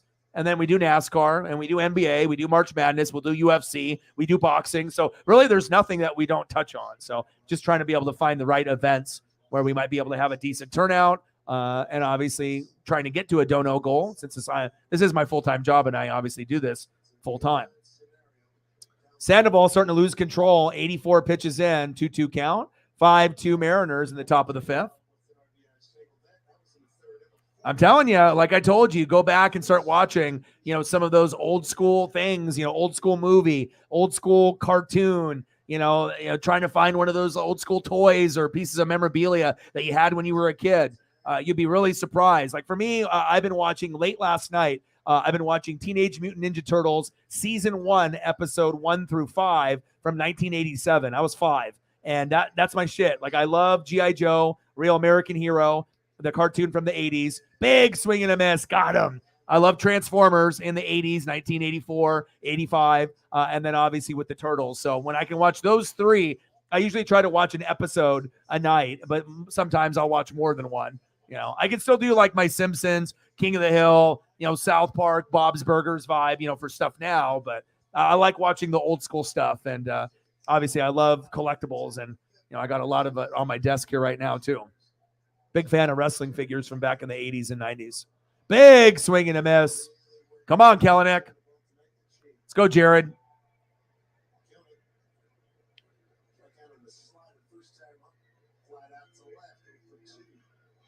Oh, Batman is great from the 90s. You know what another good one is X-Men. Those were 2 of the best cartoons because when I came home from school, those were on, I think, back to back at that time. And those are very, very good. And I think if you have Disney Plus, they have the X-Men, like the full series cartoon on there from the 90s. It's incredible. It's a blast from the past, man. If you haven't watched it, depending on how old you are, but I'll tell you, man, anything from the 80s and 90s for me is just perfect.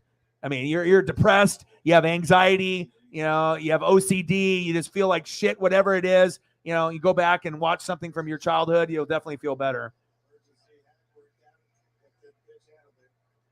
Yeah, but I those were probably my 2 favorite in the 90s. I was born in 82, so obviously starting around 3 years old. That was like the G.I. Joe, Transformers, Turtles. I was 5, and those were my 3 favorite at the time. But then when I got a little older and then I hit like 10, it was definitely the X-Men and the Batman that you're mentioning. 2 away. Kelenic hasn't got a hit yet. A little bit slow night for him, but he'll be able to hopefully pick it up. Next up, third baseman, Eugenio Suarez. Let's go, Gino.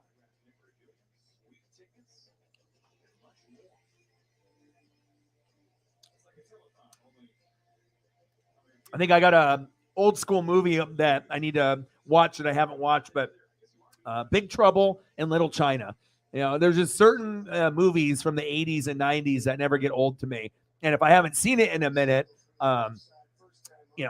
some movies I've seen hundreds of times. Like I can't even tell you how many times I've watched Superbad. I think that's probably my favorite movie of all time, just because it's so relatable to high school, and the cast is so awesome with Jonah Hill and Michael Cera and obviously Seth Rogen and everyone that's in that fucking show. McLovin. I mean, come on. Love that movie. Obviously, Step Brothers is great too. That's up there for me as well. But I think it's a lot easier to watch Superbad. I mean, you can, like, if you're going to a party or you're just hanging out, you can just have it on in the background as kind of a party movie. Got him! Suarez struck out. Fuck. All right, we're going to the bottom of the 5th. 5-2 Mariners. Nice job by Sandoval there at the end. Take a look at his stats. What is he at? 4.2 innings pitched, 10 hits, 5 earned runs, but he's got 8 Ks. So, I mean, it's not his best performance, but 8 Ks is still 8 Ks. And then with Wu, let's see what we got with Wu. And remember, he had an ERA of like 30 going into the game, and it's now down to 12. He's only, pitched, I think, 6 innings total, 2 in his first start and got pulled. He's at 4 innings pitched, 2 hits, 2 earned runs, and that was a fucking Shohei Ohtani 2-run smash. So shit happens, and it was not like in the zone. It was a little low, and Ohtani just crushed it. 1 walk, 7 Ks for Wu. That's pretty fucking good. I see you, Brian Wu. Let's go. All right, let's go to the Angels here in the bottom of the 5th inning.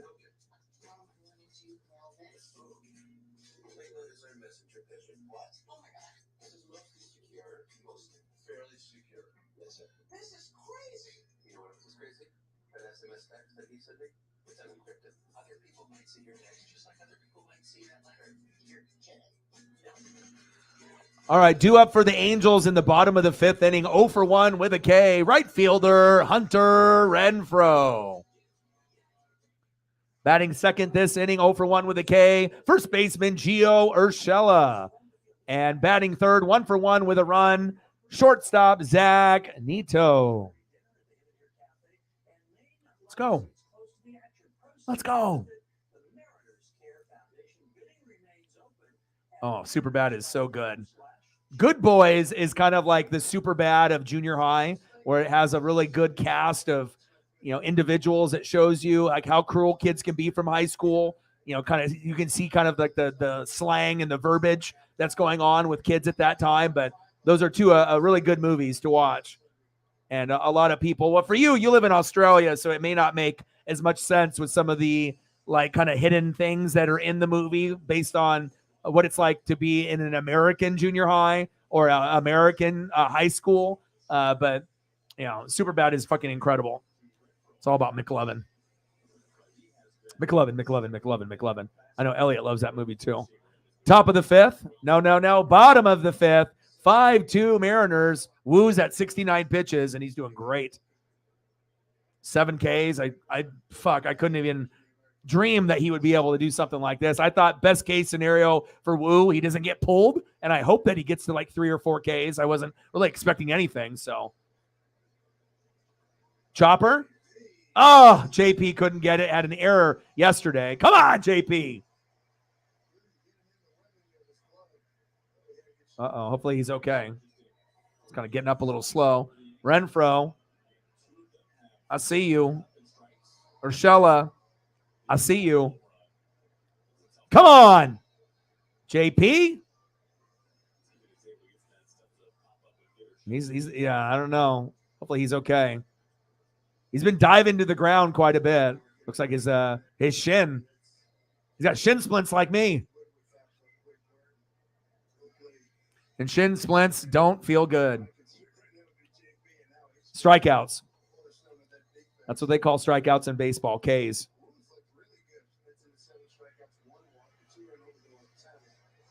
So if you have a good starting pitcher, you always want to shoot for 8 to 10 Ks or more. I mean, the goal is usually 10 or more if you have an amazing pitcher, like one of the best in the world. But, 8 or more is usually like a good number. But obviously, if you're not very good pitcher, then you're probably getting, 5 or less in most cases. And sometimes, pitchers get roughed up so bad they don't get any strikeouts and they get pulled. So next up, shortstop, Zach Neto. It's not a stupid question. I mean, you usually guys watch like, rugby and cricket. There's, soccer. There's other stuff over in Australia. Everything's a little bit different here. 1 for 1, single in the third with a run for Zach. 72 pitches in for Woo. Woo. I like what I'm seeing. 244 average, 3 homers, 18 ribbies for Zach. 5-2 Mariners, bottom of the 5th.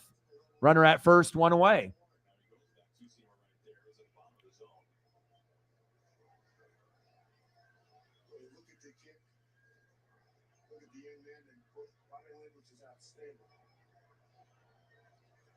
Let's go, Woo. I mean, if this guy starts to turn into something, then we're going to have 6 guys. I mean, it's going to get crazy. Now we just got to get our hitters to match the kind of the skill set of our pitchers. But again, the only shitty pitcher for the Mariners I feel is Flexen. Other than that, we don't really have one. And the only reason Flexen actually got to start initially because Robbie Ray got injured, so they had to throw him in there, and he's absolutely terrible, like Marco was back in the day. So, and then Bryce Miller got caught up, and then no more Flexen, so we don't have to worry about seeing him really that much anymore, unless we have injuries and whatnot. 2-2 count. But hell, I'd rather have Woo playing than Flexen. There's no reason to even have Flexen pitch at all for any reason. I mean, hell, even in the fucking mid reliever or bullpen, I wouldn't even want him out there. No offense, but when you suck and you're not good, it's just we already have a hard time hitting. I don't need to add another shitty pitcher to the list. So at least we have a top 5 pitching staff. And fuck, if this Woo guy can get going, I mean, we're going to be probably up there top 3. I mean, some people think we already have the best pitching staff from 1 through 5, which is debatable, but we're pretty good, there. But I definitely think if you don't want to give us the number 1, definitely top 5. We just need to be able to get the hitting to match. And, our starters will get ripped up from time to time, but I like who we have. Popped up, 2 away. Nice job, Woo. Fucking 7 Ks. 3 hits, 2 earned runs, 1 base on ball. Went from an ERA of 30 in 2 innings in his first start, and he's down to 11. There you go, baby. Keep it moving. Brian Woo.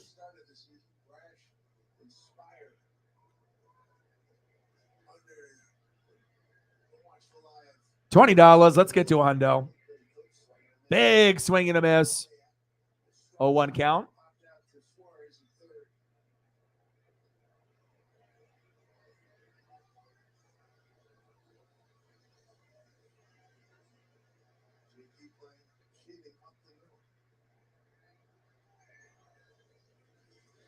Mickey fucked us up yesterday, so hopefully we can get him out. Moniak behind in the count, 0-2. Let's go, Woo. Time for a fucking K, huh?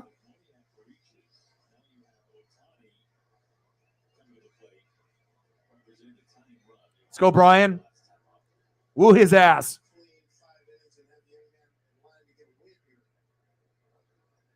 0-2 pitch from Woo. Pitch is low. 1 ball, 2 strikes. 0 for 2 with a strikeout and a pop out for Mickey.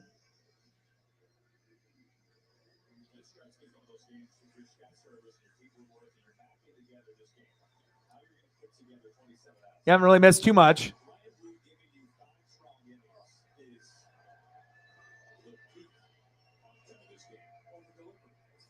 Come on, Woo. Get this fucking K. Smoke his ass. 1-2 pitch. Oh, shit. Oh, wow. What a hit by Mickey. And then it's a ground rule double. Fuck. Mickey. Fucking did it last night. Did it again. Damn it. Mother sucker. Nice job, Mickey. I can't hate. Next up, DH Shohei Ohtani.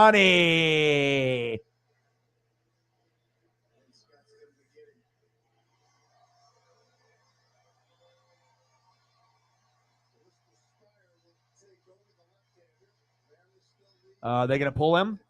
Call to the pen. He's out of there. What a good job, though, for him. You know what I mean? Again, you know, when your ERA is like fucking 30 and then you end up getting 7 Ks, you brought your ERA from 2 innings pitched in your first start, getting pulled. Your ERA was almost 30. And then you pitched 4.2 innings, 7 Ks. You had 4 Ks when you got pulled. So now he's got 11 Ks so far in his career, I believe. And his ERA is down to 10. I know it's terrible, but from being from 30 to 10, that's a pretty good difference to get that on track. So, Brian, fucking woo your ass. I see you, Brian. Keep it moving, dude. And obviously, I have Ohtani up next, so you don't want him to go fucking yard on his ass. So, nice job. And then we got Spire coming in.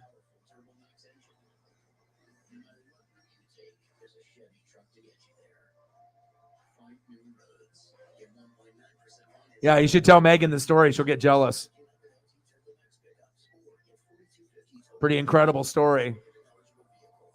Thoughtful too. And obviously, if you end up sending it to someone like that, you know, it could be something that wouldn't be really worth a lot. It could have been an 80s, you know, pennant, you know, or 90s, just, you know, and he probably still would have appreciated it. But hell, you know, if you're going to be able to find something like, you know, that old, you know, 30s, 40s, 50s, my goodness. I mean, that would get anybody excited.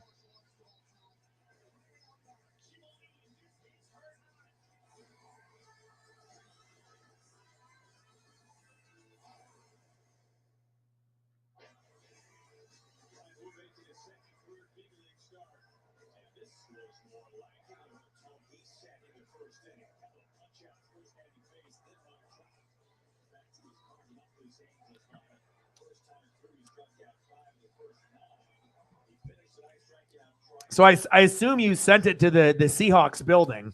I assume that's where you sent it to. And you just put Pete's name on it in care of Pete Carroll to the Seattle Seahawks in their like facility building. Yeah.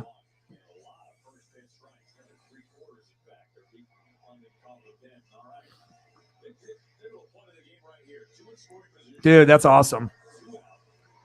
Was it like written on like with pen or paper, like pen or pencil, or was it like typed out on the computer? Yep, that's what I figured that you did. That would be the right place to send it.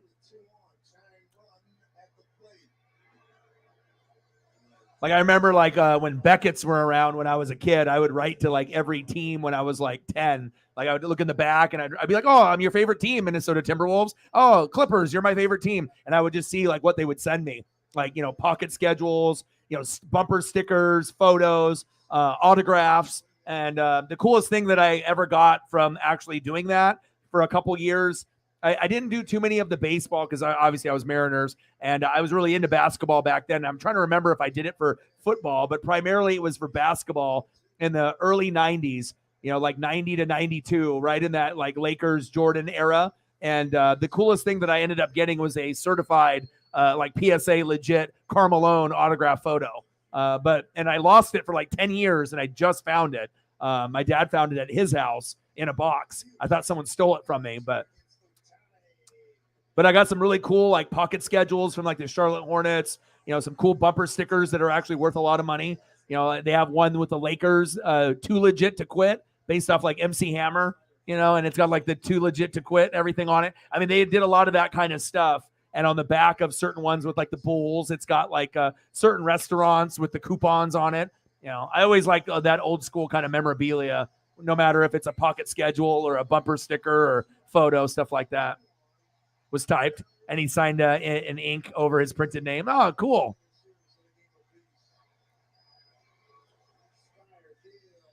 PC. That's awesome. Chopped foul. Wiz Khalifa. He says, I subbed to the channel.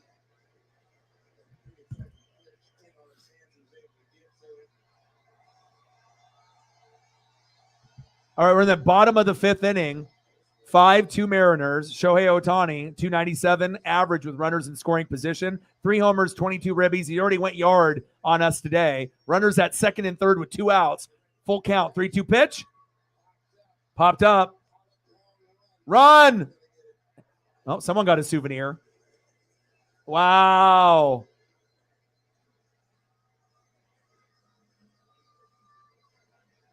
Don's in the building. He said he subscribed. Appreciate that.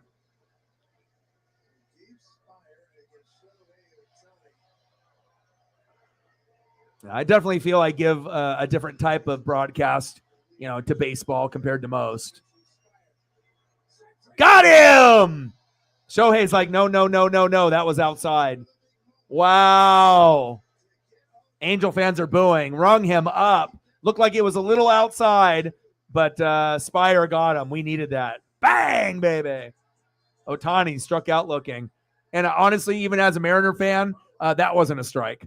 A lot of times you can just be like, yeah, and just go with it. But, karma's a bitch. And, you don't want to be able to, start cheering for bullshit because then eventually it's going to come back to you. So I'll definitely, I'll sympathize with the Angel fans and Shohei right there. They had guys on second and third. They were going to come back right there. They probably would have gotten at least a run or two. So definitely a questionable call. And I think it was the wrong one.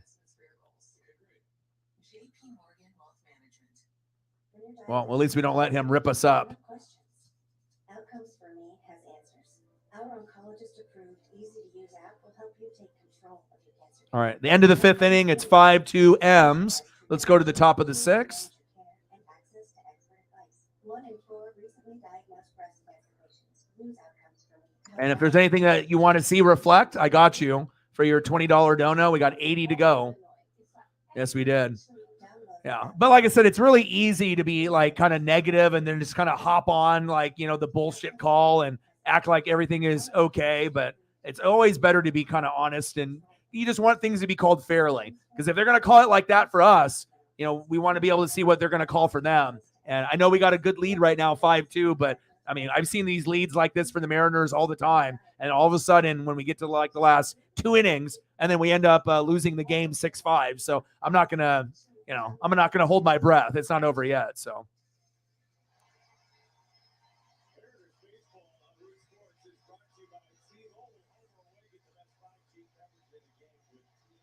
Yeah. Well, again, like I said, from game in and game out, if you actually looked at the pitching, it's not like the Mariners are, going against Shohei Ohtani like last night with Luis Castillo. Even with Luis pitching, I figured you guys were going to win, and you did. But at least we caught up with Mike Ford's homer in the 9th, and we lost 5-4. But sometimes you just get a feeling, on, certain matchups and whatnot. And I decided to do this game over the Stanley Cup Game 4. Thought it would be better, and I was right. Looks like the Angels manager just got tossed. He's out of there. And he's obviously trying to spark his team because he obviously feels that pitch was outside on Ohtani. And he had runners on second and third with 2 outs. So, I mean, that was an opportunity where they would have gotten 1 to 3 runs. More than likely. Hell, maybe more if they would have gotten another rally after that. Mike Trout was fucking up next. So I get it, The Angels fans are pissed. Look at this pitch again from Spire. Yeah, that's not even close to being a strike. Not even close.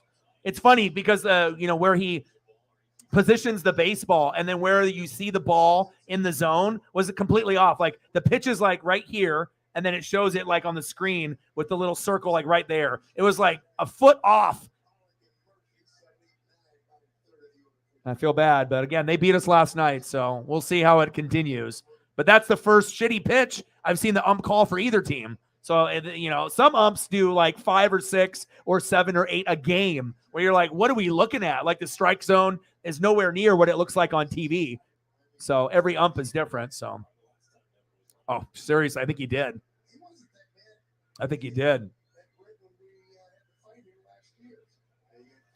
Pitches inside, 1 ball, 2 strikes.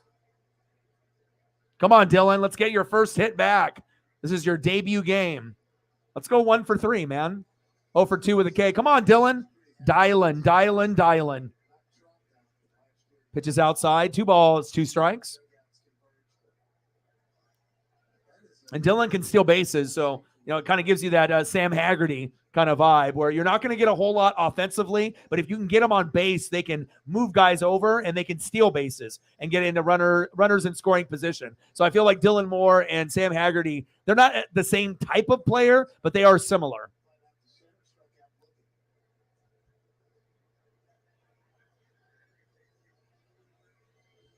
Dylan Moore 0 for 2 with a fly out and a strikeout. 5-2 Mariners, top of the 6th, 2-2 count. Big swing and a miss. Got him. It's his first game of the season. 1 away.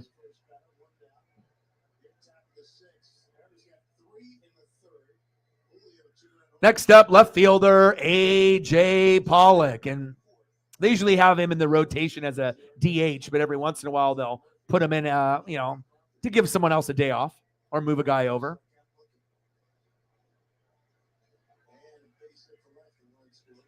Yeah, Pollock, yeah! Woo! Yes. And you already know when you get guys that most people have no faith in and they get hits, things are going pretty good. J.P. Crawford, 2 for 3. Julio, 2 for 3. Ty France, 1 for 3. Teoscar, 1 for 3. Kellenic, 0 for 3. Dylan Moore, 0 for 3. Suarez, 2 for 3. Pollock, 1 for 2. Tom Murphy, 1 for 2. So really the only guys that haven't got it going is Kellenic, and he homered yesterday, and then Dylan Moore in his very first game of the season. So we just need Kellenic to get a hit, and then we'll be good to go. Nice job, Pollock. We got the backup catcher now, catcher Tom Murphy. He's no big dumper Cal Raleigh, but he's not bad for a backup catcher. Batting average is not very good, but he plays with a lot of energy and a lot of heart. And like I said, every once in a while he'll win the game for the Mariners with like a game-winning RBI or like a crazy-ass home run that we never saw coming. And then you'll see his eyes get all big. There's been a bunch of memes and GIFs of Tom Murphy from last year. So he usually has at least 1 or 2 memes that get made of him. Eyes get like super big. Looks like a crazy person in the meme. 224 average, 1 homer, 3 ribbies for Tom.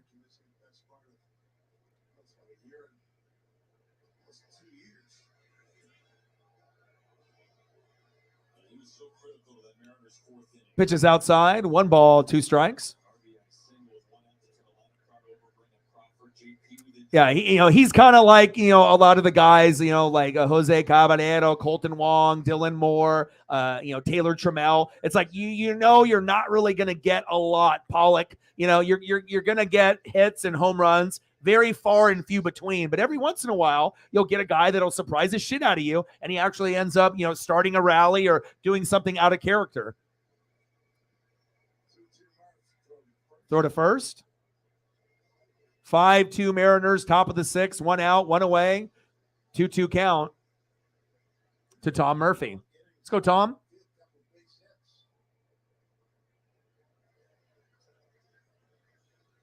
Two pitch. Big swing and a miss. Got him. 2 away. Next up, shortstop, J.P. Crawford.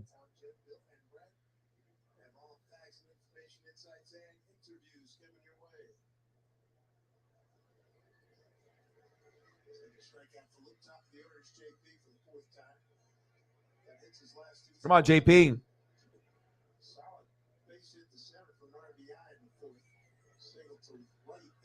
Takes a ball. 1 ball, no strikes. Hi, Paisley. I missed you. Hi, it's me, Daddy. JP, 2 for 3, 2 singles, an RBI and a run. Chopper. Oh, yeah. Hell yeah. JP on a heater today. Oh, my. 3 for 4 today? Woo! Get that batting average up, JP. He had an error last night. I know that irritated him, and hopefully shin splints or whatever's going on with his legs. I mean, he's been dropping to the ground. He's always, going to give you gold glove type of stats on defense. Nice job, JP. Next up, center fielder, Julio Rodriguez. Let's go, J-Rod. My boy. Let's blow this shit up. Let's go for a 3-run jack.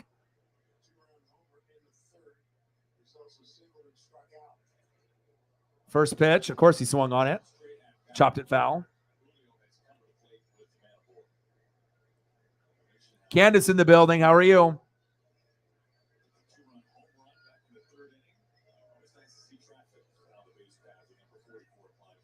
Come on, Julio. Got him. Stupid. We got thrown out for Teoscar Hernandez earlier, and then now another one. We can't be sloppy like this. I know we're up 5-2, but come on, man. You getting thrown out like that twice in one game? Come on.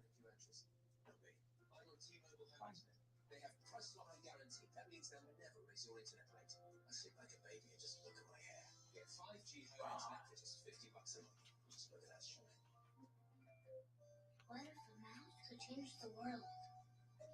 What if magic could happen on Main Street? What if I could walk into a cartoon world?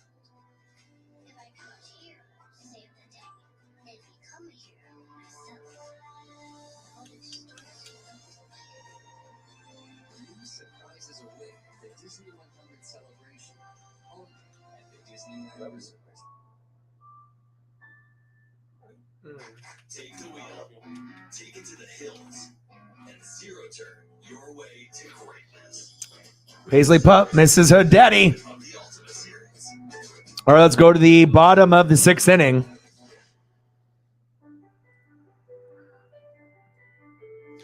5-2 Mariners. Efforts on being able to find what I want to do with my life, how I want to contribute to this world. So for that, I'm extremely thankful. Commercial, take one. I got this here. 837. I don't actually play tennis. I'm just an actor in a commercial. Most insurance companies don't know me. Yeah, it's not over till it's over, but it does feel like it's going to be a Mariner win today. They help me manage it and keep my medication costs low. Even though we play harmonica to help me. All right, leading off in the bottom of the 6th inning, center fielder, the modern day Willie Mays or Mickey Mantle, Mike Trout. Batting second this inning, third baseman Anthony Rendon. And batting third, catcher Matt Lyons.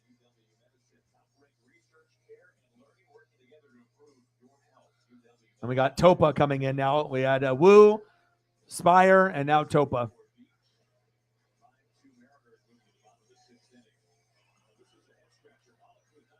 All the fundamentals.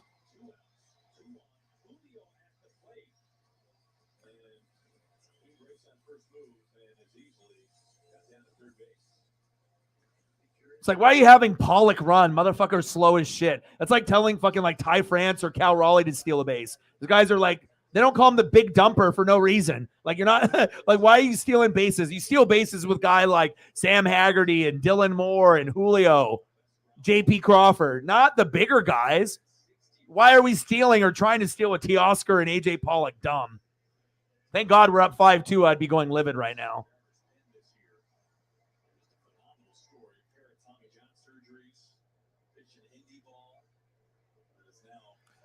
You know what I'm saying? Like, there's a time and a place. I mean, what happens if the game was tied or we were down? You know, it's like we're fighting, and then that's how the inning ends with Teoscar jumping like an idiot, and then you got Pollock running around like it's like practice or something. Like, you're slow as shit. Like, there's no way you're going to get the fucking stolen base. Like, even if he would have got a great jump, he wouldn't have got there. Too slow. What the hell's going on? $20. Let's get to a hundo. 80 to go.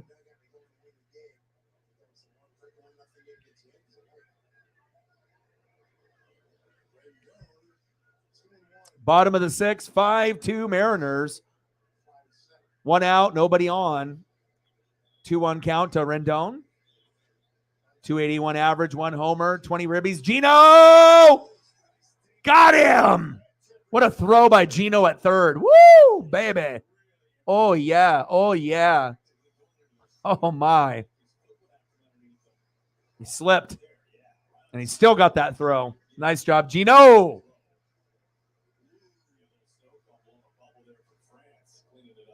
Wow, that was barely in the mitt. Wow. You can see, never got a chance to get a good push. Nice. Nice, get it. There we go. Popped up into the outfield to AJ Pollock. Let's go. End of the 6th inning, 5-2 Mariners.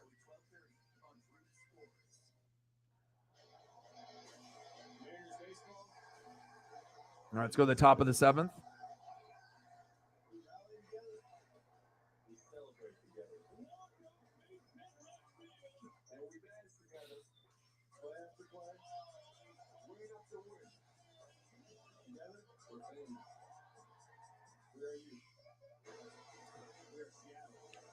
Thank you, bro. I appreciate you. Yeah, I think anyone could have done the analysis that way. $20 holla. Excellent analysis. The 4M's base run. We've always been bad at base running, though, for the most part. So let me know what you want to do for photos, man. You have been single-handedly the only one that has donated tonight twice, so I appreciate that. And anything that you want for a photo, it could be now, it could be later, whatever you want. If you don't care about the photos, it's totally fine, but I just thought I'd throw it out there like I always do. Stacks on stacks, racks on racks, Cactus Jack. Bang, bang, $20 holla. Thank you. We're at 40, 60 to go. Appreciate you. Yes, thank you very much. We appreciate it. Yeah, we can do some Pete Carroll stuff. Yeah, just the fact that you found a 30s, 40s banner at like a Goodwill for $5, that's probably worth like 100 to 300. And then being able to give it away, as a gift because you don't have any affiliation to USC. And of course, anybody would have loved that, but let alone someone like Pete, of course, having the history there and him being arguably one of the best coaches to ever coach there. So very cool gesture. And it doesn't surprise me that he wrote you back and whatnot. So, I mean, anyone that has a heart that's a good human being would obviously do so. Like, what do you do to just get the fucking pennant and not even write back or say thank you or anything? I guess maybe some people may be rude like that, I guess. But obviously we know Pete's not like that, which I wouldn't think that he would be.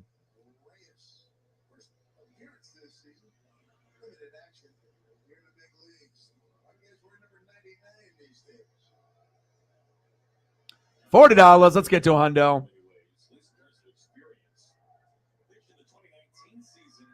So what do we want to do? We want to do some Pete Carroll, Seahawks and USC based off your gift that you sent him and he wrote you back. So that makes me a little jealous, man. I don't know if I'm more jealous that you got the letter. I think I'm more jealous that you actually found such a cool item. I'm a guy like, I'm a picker. I'm a guy that, I don't go to like garage sales like a lot of these people do or buy like storage lockers. Usually I'll go to like, card shops and I try to find like rare things, that come in from time to time and whatnot. And, obviously I'll be on eBay with my dad and we'll be looking at stuff. But when you can always find it yourself, it means more. Like I remember with this Randy Johnson, Dan Wilson, I mean, I was going to buy it like 5-10 years ago, but I wanted to be able to find it at a card shop instead of, find it like myself rather than buy it on eBay. And it took me like 10 years to be able to find it, but it was just so worth it. One day hopping into the card shop and then I just saw it. I was like, no fucking way. Because it's the only Randy Johnson Mariner bobblehead through the Mariners that they did. And it's a double with Dan Wilson, the catcher. I was like, this is the coolest thing ever. Like, I don't even care if Randy Johnson's hair is a little bit chipped, from the material, box might not be fully mint. Who cares? And because I can talk the guy down, if a guy's, selling it for $20 or $30, I can offer him $5 to $8 less. And a lot of times I'll take it. If you never ask, you're never going to get it, Like, even if I think it's worth 20 and he has it for 20, if I say, hey, will you do this for 15? What's the worst that he's going to say? No. He's not going to tell me, fuck you, or leave the store. Obviously they need money as a card shop. So, yeah, very cool, man. Oh. Jesus. Ty France just got hit by a pitch. Well, you definitely have the eye. And a lot, if you're a collector, I mean, some people see value in things that other people think is, garbage or not valuable. But I mean, hell, it could have been a USC pennant from the fucking 60s to the 80s or 60s to the 90s, and it still would have been worth something, But obviously, 1980, 1970, 60, 50, the further back you go, the more rare it is. I can't believe it was sitting there either. I mean, you can go to like a lot of even card shops and they won't have fucking pennants from the 40s, 50s, 60s. Sometimes you'll see some cool ones from the 70s. Like I've seen some killer Steelers 70 original pennants that are incredible from the Steel Curtain days. And I've seen some Pittsburgh people pay some good money for those because they're original and they're amazing. But, or you end up having some of the, ones from like the Niners in the 80s or the Cowboys in the 90s. Even the ones that have like the cartoon drawings of like Aikman and Emmett and Irvin, those are still collectible because they're legit from that Super Bowl era, It's all good. If you ever have a Twitter or Instagram account, you can always just send it to me there or send it to me from someone else's account, or I'll look it up. I'll probably look it up tonight just to look up old USC banners and see if I can find an example. You said they had a California one that you saw, right? Like on the internet, you were trying to do as a comparison.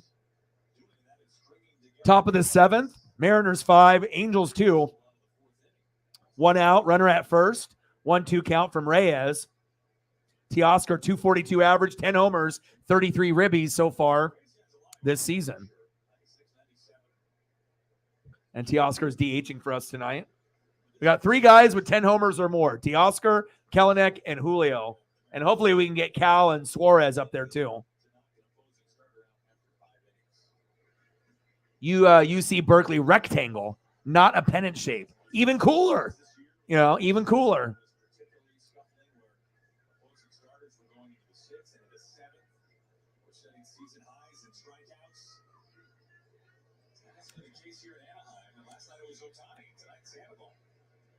Count is full. 3-2 pitch to Teoscar. Chop right up the middle. Oh, he dropped it. He got fancy right there. He was trying to get fancy with a double play. Little bitch ass. Good you dropped it. It was going to be a double play in the end of the inning, but he got too cocky there. Next up, right fielder Jared Kelenic. Let's get a hit. Come on, baby.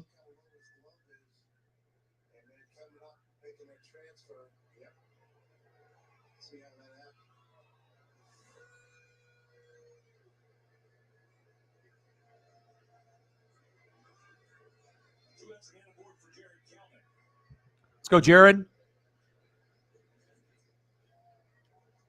First pitch strike. Top of the 7th, 5-2 M's.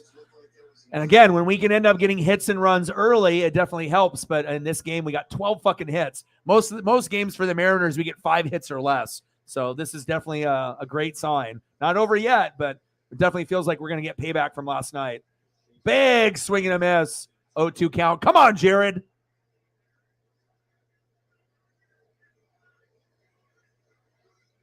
Come on, Jared. Do you need another photo? I mean, what's going on here?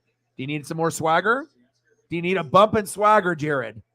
Do you need a second photo? I got you. Come on, Jared. 0 for 3. Let's go. Make it 1 for 4.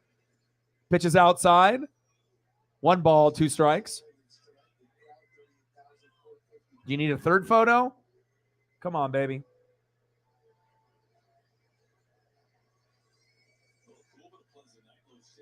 Come on, Jared.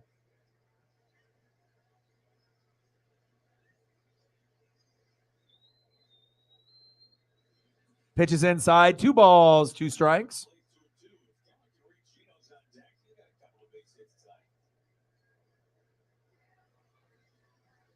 Come on, baby. You get 1 photo. You get 2 photos. You get 3 photos. Hell, I put you on the thumb. Come on, baby. Let's go. Could have put Julio on the thumb again, but I was like, nah, I'll go Kelenic. Come on, baby. Let's go, Jared. 2-2 pitch. Chop foul. Count still stays 2-2.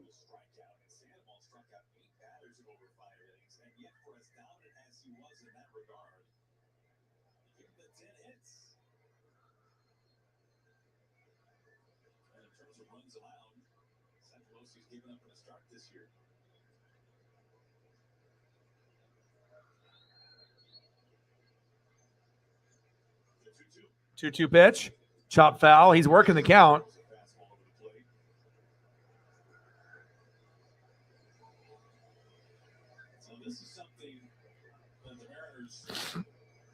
much want to correct. Obviously, they've made their run against the A's this year, but that series win in early May at home against the Astros. That's been a bright spot. 2-2 pitch from Reyes. Oh! To right field, doesn't have the height. This is back, and this bangs off the wall and comes back out of the field. Play it second over, slides the base. He's safe. Let him say, check it out. Oh! Almost hit a homer. Went into second base. Slid past the base. They went for the tag, and then the ump was right there and called safe. So we'll see if that ends up being out or not. Let's look. Almost a homer, I thought. Bounced off the wall. Just needed a little bit more for a homer. Slides into second. Feet first. Slides past the bag. They reach for the tag, and then it looks like he got his hand back in there. I think he was safe. I mean, the ump is looking the whole time that he was there. I think he was safe. Let's look at this angle. All right, he slides past. Hand on the base. Now he's going to be out, and then he gets his hand back in before the tag. He's safe. He's safe. 9 times out of 10 in that scenario, you're out. And then the guy at second will tag you, and you don't have time to get your finger or your hand back on the base because he slid about a foot, and then he dove in and got his hand back in. He's safe. Nice job, Jared. There you go. You ask and you shall receive. You know, Jared was struggling. He was struggling. He's like, oh, put me on the thumb. I can't let him down. I got to go at least 1 for 4. And he did. He's safe. He's safe. He's safe.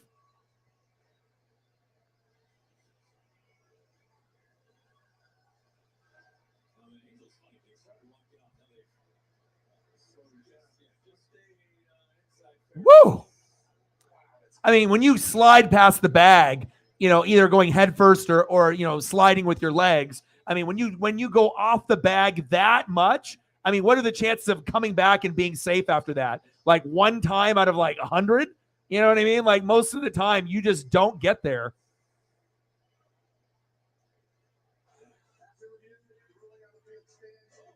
He's safe. Exactly. Come on now. They wanted to say that he got him on the initial touch, but I don't think he actually tagged him. He got close, and then you had to wait for it got closer to the body. That was the actual tag. So, I mean, the ump was staring at it the whole time. That was a good call. Lucky for Kelenic, you know. He's like, man, I can't let O down. I mean, he fucking put all this time to put me on the thumb. Could have put anybody else on. I could have put France. I could have put Teoscar. I mean, I already used Julio yesterday. I was like, it's time for Jared. Good job, Jared. All right, another guy that needs to step up, Eugenio Suarez. Homers are down, but I know he'll heat up once we get past the All-Star break. I like Suarez a lot. He's got a lot of energy like Julio. Those are the guys. Those are the energy guys on the team for sure. Come on, Gino.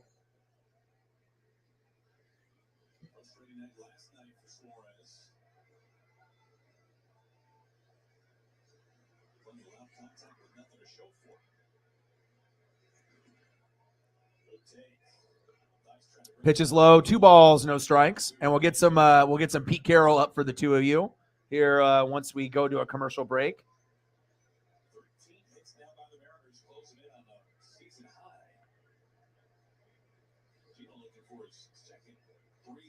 Come on, Gino.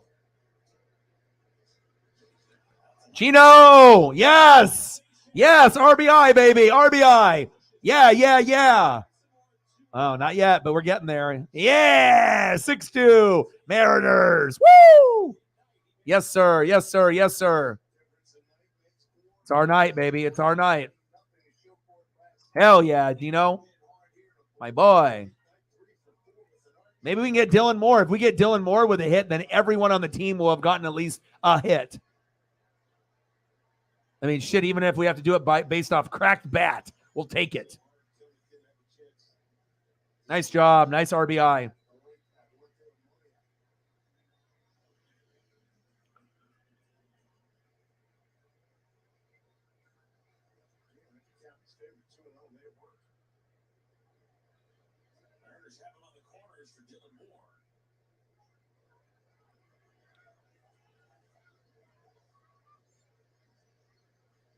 Dylan Moore up next. Come on, baby. Let's get a hit. Your first game back, baby.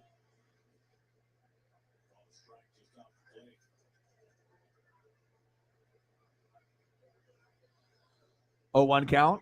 Come on, baby. These Mariners hitters continue innings with 2 outs. It has really been a key to tonight's game. Damn it. 0-2 count.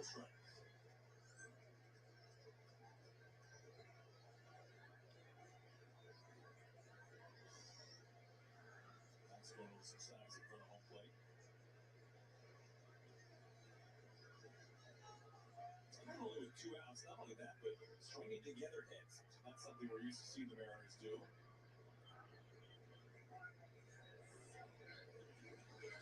Oh, shit. Dylan. Foul. Oh, there's a souvenir. You got to act quick. Top of the 7th. Runners at the corners. 6-2. Mariners. Let's go, Dylan. First game back. Let's get a fucking hit, baby.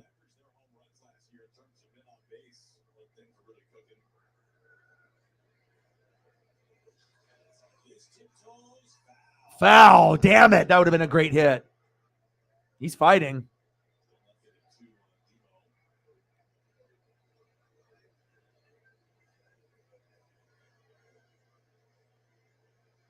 Oh, yeah. If you're going to get a jersey and Ichiro, you wait on it. You know, you don't get a jersey with no name on it or just the teal. You can get the teal Ichiro here. So in Seattle, I would wait. Because like I said, once you actually get the official one here, it's going to be a lot better.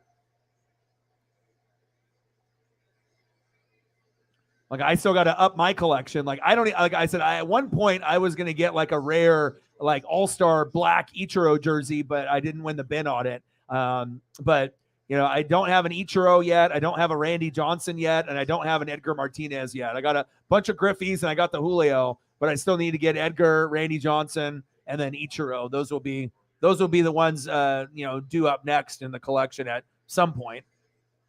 Not anytime in the near future though. Popped up.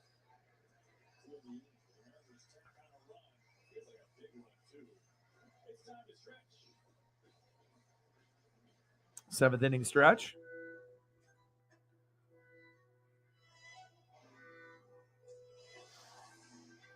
Yeah, I mean, if you're going to get the teal, you might as well just get the official teal sewn, you know, either screen print or sewn Ichiro and whatnot. There'll be different levels of the jersey. They have screen print, the standard sewn, and then the really expensive sewn one. But even if you don't get the super expensive sewn one, you get the one that's sewn that's like, you know, $150, $180, something like that. That's still good. You don't necessarily have to get the $300-$400 Ichiro, you know, one and whatnot. So, all right, let's go to the bottom of the 7th. I mean, I don't even have a teal jersey either. I got gray and I got white.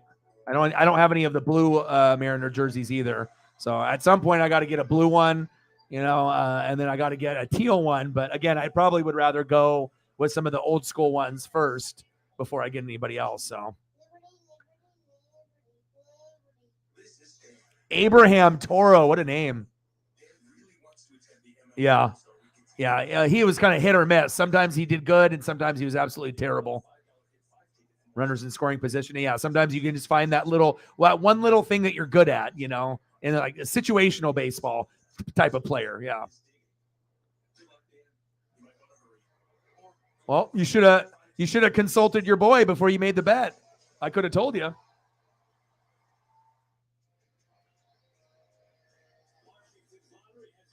There you go.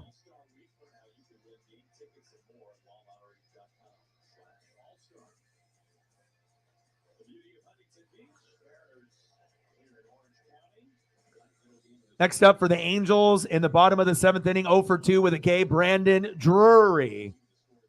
Batting second in the inning, 0 for 2 with a K, Hunter Renfroe. And batting third, first baseman, Gio Urshela. Come on, Topa. Pitches inside. 1 ball, no strikes. Bottom of the 7th, 6-2 Mariners.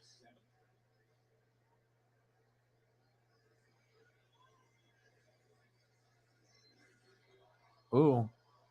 Popped up a mile. Someone's going to get a souvenir. Got it. Nice job, AJ.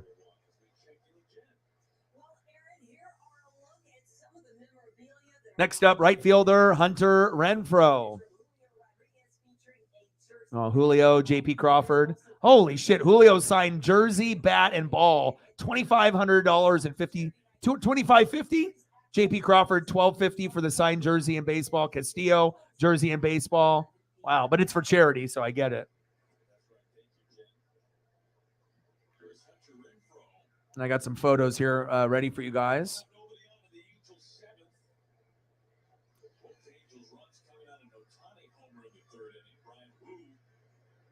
And we'll get a few more. Pitches inside. 2 balls, no strikes. It's our guy, Pete.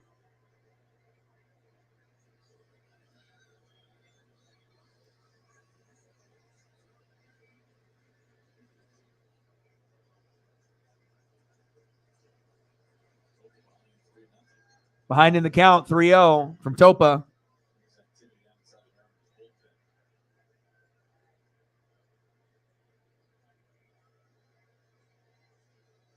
Pitch. Walked him. Damn it. Appreciate you guys.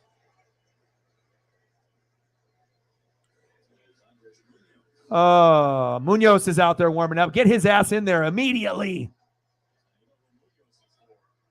Shit, you should just have Munoz pitch the 7th, 8th, and 9th. Like, he's so good. Like, I know sometimes you just have guys that pitch for like 3 batters or 3 outs. But hell, Munoz is good enough to play for 2 innings. But, of course, they have their system, you know, that they try to, you know, set up each guy towards the end. But for me, I think Munoz should be like at the very, very end. You know, we have other guys that can set him up that were holding it down while he was gone, like Paul Sewald. So.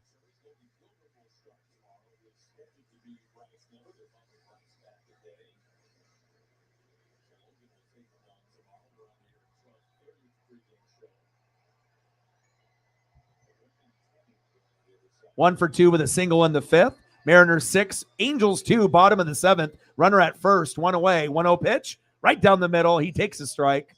1 ball, 1 strike. Urshela is averaging .306 this season, 2 homers and 24 ribbies in 2023. I mean, we haven't really been able to experience too many Mariner wins on the channel and just in general, but it always feels good when we're in position to get one.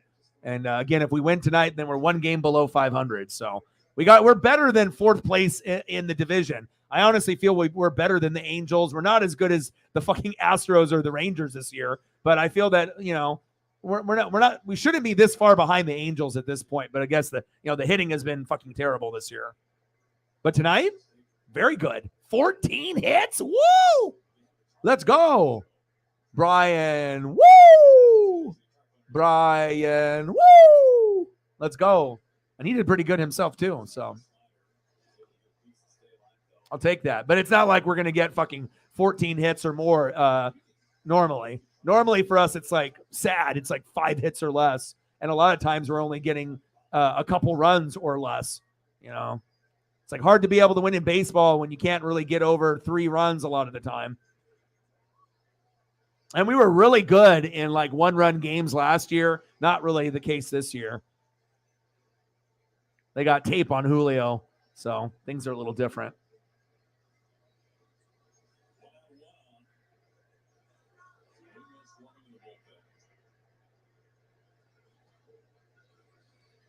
One, 2 pitch to Urshela. Chopper right to the pitcher. Double play. Oh, I didn't get him at first.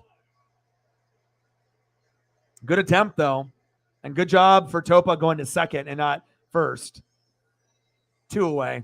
Good decision there.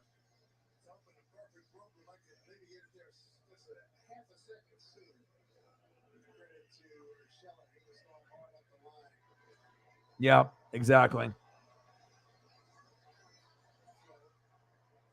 Okay, no worries. Yeah, I haven't really decided if I'm going to do the Mariner game tomorrow, which is a little early. There's NASCAR, Sonoma road course, and then there's also the NBA Finals I believe, with the Nuggets winning the championship tomorrow. So we'll figure out how many streams I do tomorrow and what I decide to do tomorrow.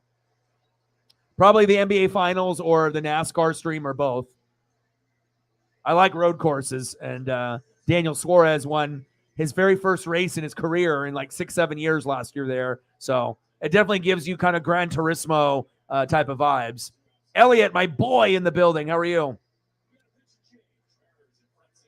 All right, pitching change. I think we're getting Munoz coming in. Yes, we are. When moderate to severe ulcerative colitis keeps flaring, put it in check with Rinvoq, a once daily pill. When UC felt unpredictable, I got rapid symptom relief with Rinvoq and left bath emergency behind. Check. When UC got in my way, I got Oh, baby. 100 miles an hour, 100 miles an hour, 100 miles an hour, and then a little bit more of 100 miles an hour. Yeah, we all hope you feel better.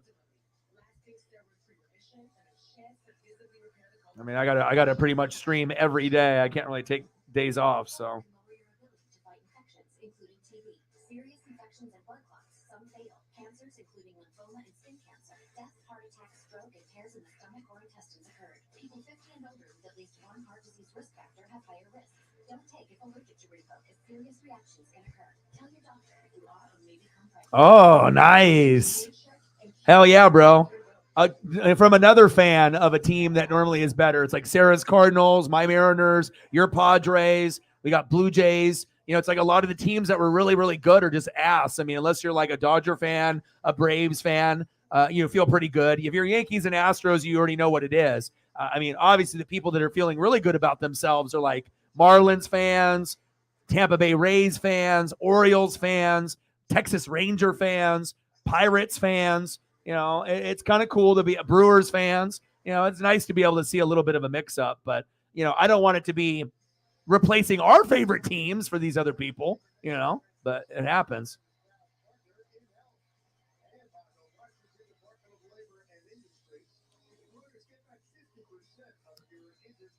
Oh, man, the rain is coming down. I thought it was Seattle for a second.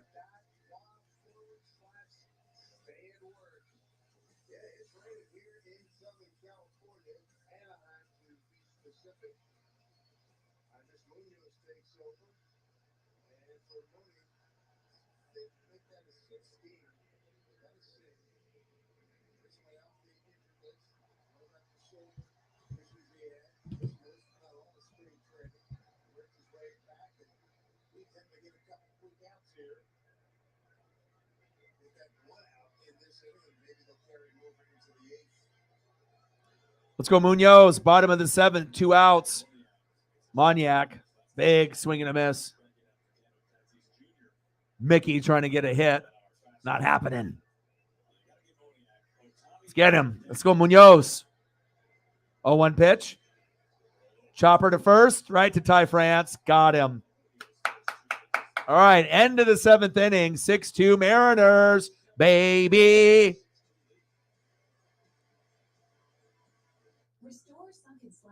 All right, let's go to the top of the 8th.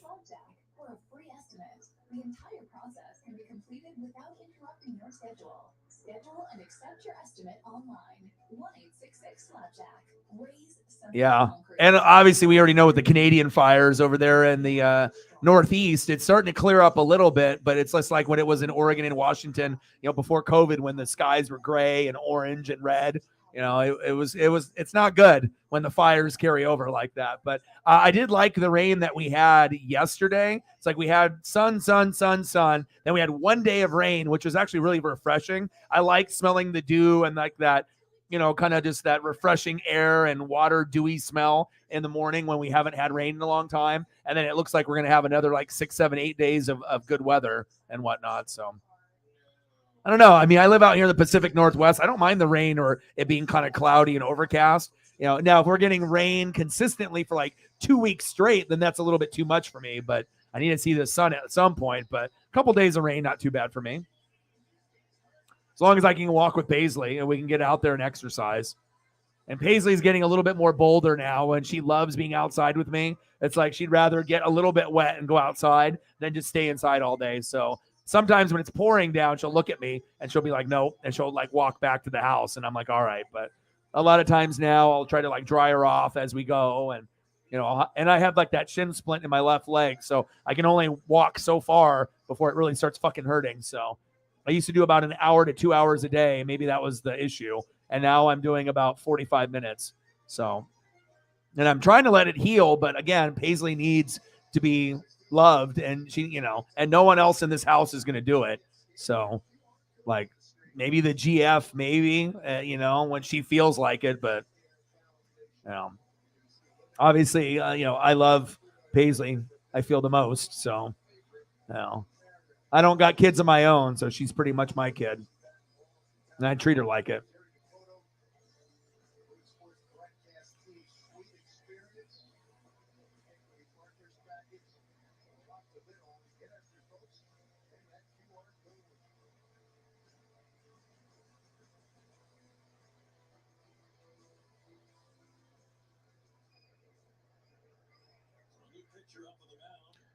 Davidson now on the mound for the Angels. AJ Pollock in the box. 2 for 3 with a run and a K so far for Pollock. Bro, like five pounds, dude. Yeah. It's crazy how much, to go from 5 pounds and now she's like 50 to 65, somewhere in there. So, but she still acts kind of like a baby sometimes. She loves snugging with me, and she has so much personality. She's definitely made my life a lot better than what it was.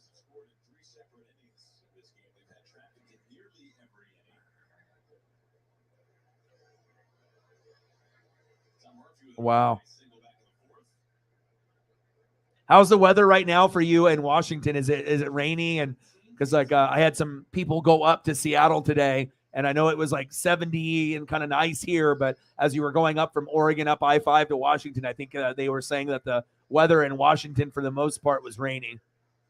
But I guess it's probably not every city in Washington got hit with all that rain, but I think a chunk of it did. Murphy is up now, 1 for 3 with an RBI single. Murphy! Foul. There's a souvenir.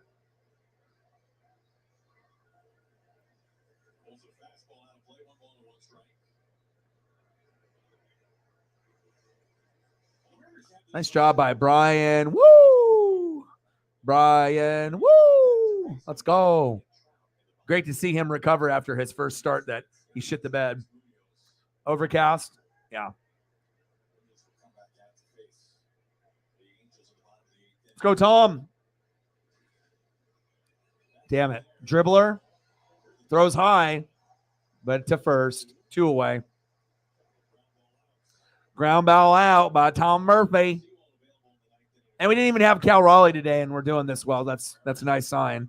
Next up, shortstop J.P. Crawford. He's been crazy good today. Just as good as Suarez. 3 for 4 with a run and an RBI. J.P. JP!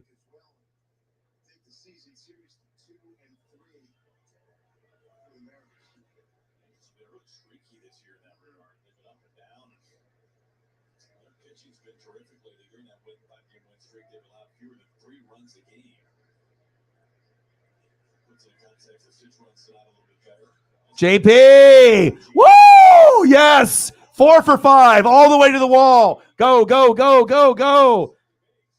Standing double, JP Crawford. Season high for him today. My man. Well, he had an error last night that he wanted to probably make up for. Nice job, JP. Great game so far. JP fucking Crawford. Woo! Yeah, I did a poll earlier today if I should do the Stanley Cup game or this one.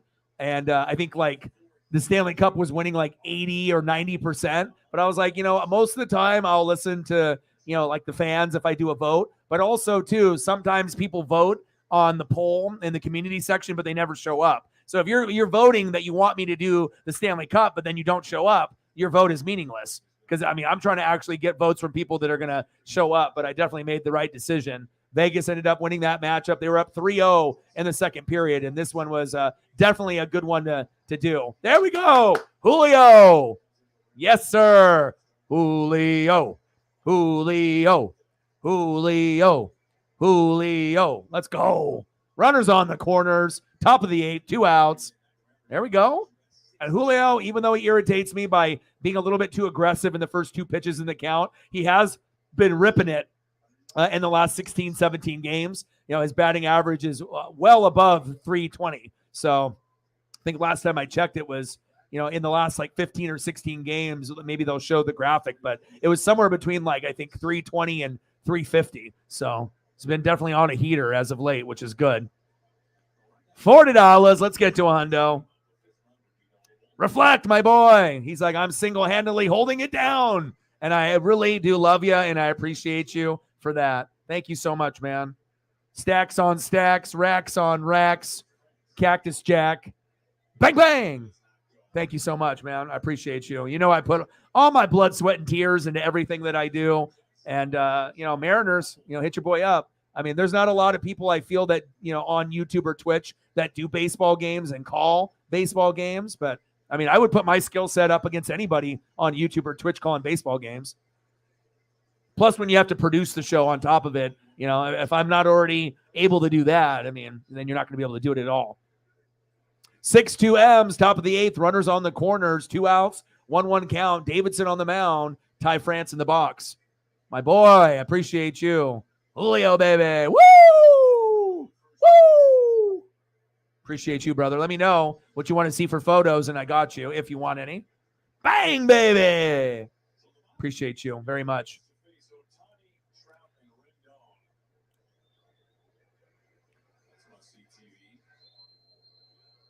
Let's go, Ty.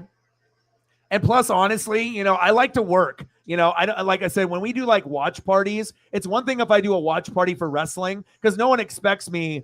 Oh, got him on the corner. Got him. Struck him out looking. But, it's like when we do watch parties for hockey and I can't like call the game, I feel like I still enjoy it, but I feel like I'm being lazy. Like it's hard to call hockey. You can't really tell who's who and whatnot. Wrestling, you're just watching. So it's like we're just watching and oohing and awing and doing that. But for like football, you got to call the game, college football. But with baseball, I feel most people do watch parties. They don't really have the skill set to do it like pitch by pitch or, inning by inning and whatnot. But I don't know. I just prefer working hard and going through each pitch by pitch, kind of like I do play by play in football. It just ends up being, funner for me and to work hard. And then also doing, obviously, the Mariners, one of my favorite teams. So, it's like with the hockey matchups, they're cool, but I enjoy putting in more work and being able to call a game rather than doing a watch party, which you're pretty much doing that for the NHL, playoffs as well as the NBA. I mean, unless you have like a 2-man crew and then you can do like NBA where someone's maybe working a scoreboard and then you got someone that can call a game. But honestly, most people on YouTube or Twitch that call NBA, they sound like shit. They, it's like, it's not that good, And on the NHL side, unless you really know everything and you have good eyes, it's almost impossible to call a hockey game because the puck moves so fast to call it by name and pronunciation. Like that's almost like impossible unless you've been watching hockey since you were like 5 and you follow everything. So I know I was actually just talking about him today. I actually looked up and he's batting .402 leading in the major leagues. And that's who the Mariners play next. Yeah. 1 home run, 30 ribbies, and he's got an OPS of 943, and he's number 1 in Major League Baseball with a .402 average. And we're already like a third of the way through the season. We're like 62 games in with 100 to go. We're like 40% into the season. He's batting fucking .402. I mean, who is he? Tony Gwynn? Pete Rose? Ted Williams? Like, who is this guy? Appreciate you. All right, Shohei Ohtani is up as we're going to the bottom of the 8th.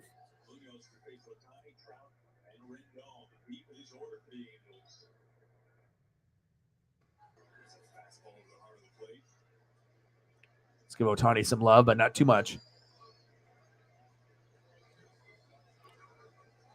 Seriously. And, he's been above, like when they started off, early on, they weren't as hot as the Tampa Bay Rays, but normally the Miami Marlins are like last or maybe, 4th. Sometimes in the middle, like 3rd, but normally it's like 3rd, 4th, like last, right? And so they're sitting in second place. But when you ended up being pretty good this season and you got a guy that was over 320, 350, 380, got to 4, went below 4 to like 390, went back above. I mean, it's incredible. Most teams don't even have a 300 hitter, and they got a guy batting fucking 400, 402. It's just crazy. I haven't seen that in a long time. Got him! Shohei Ohtani, sit down. Hell yeah. Yee. Munoz said, fuck it. I will end you, Shohei. Woo! Munoz, baby. Woo!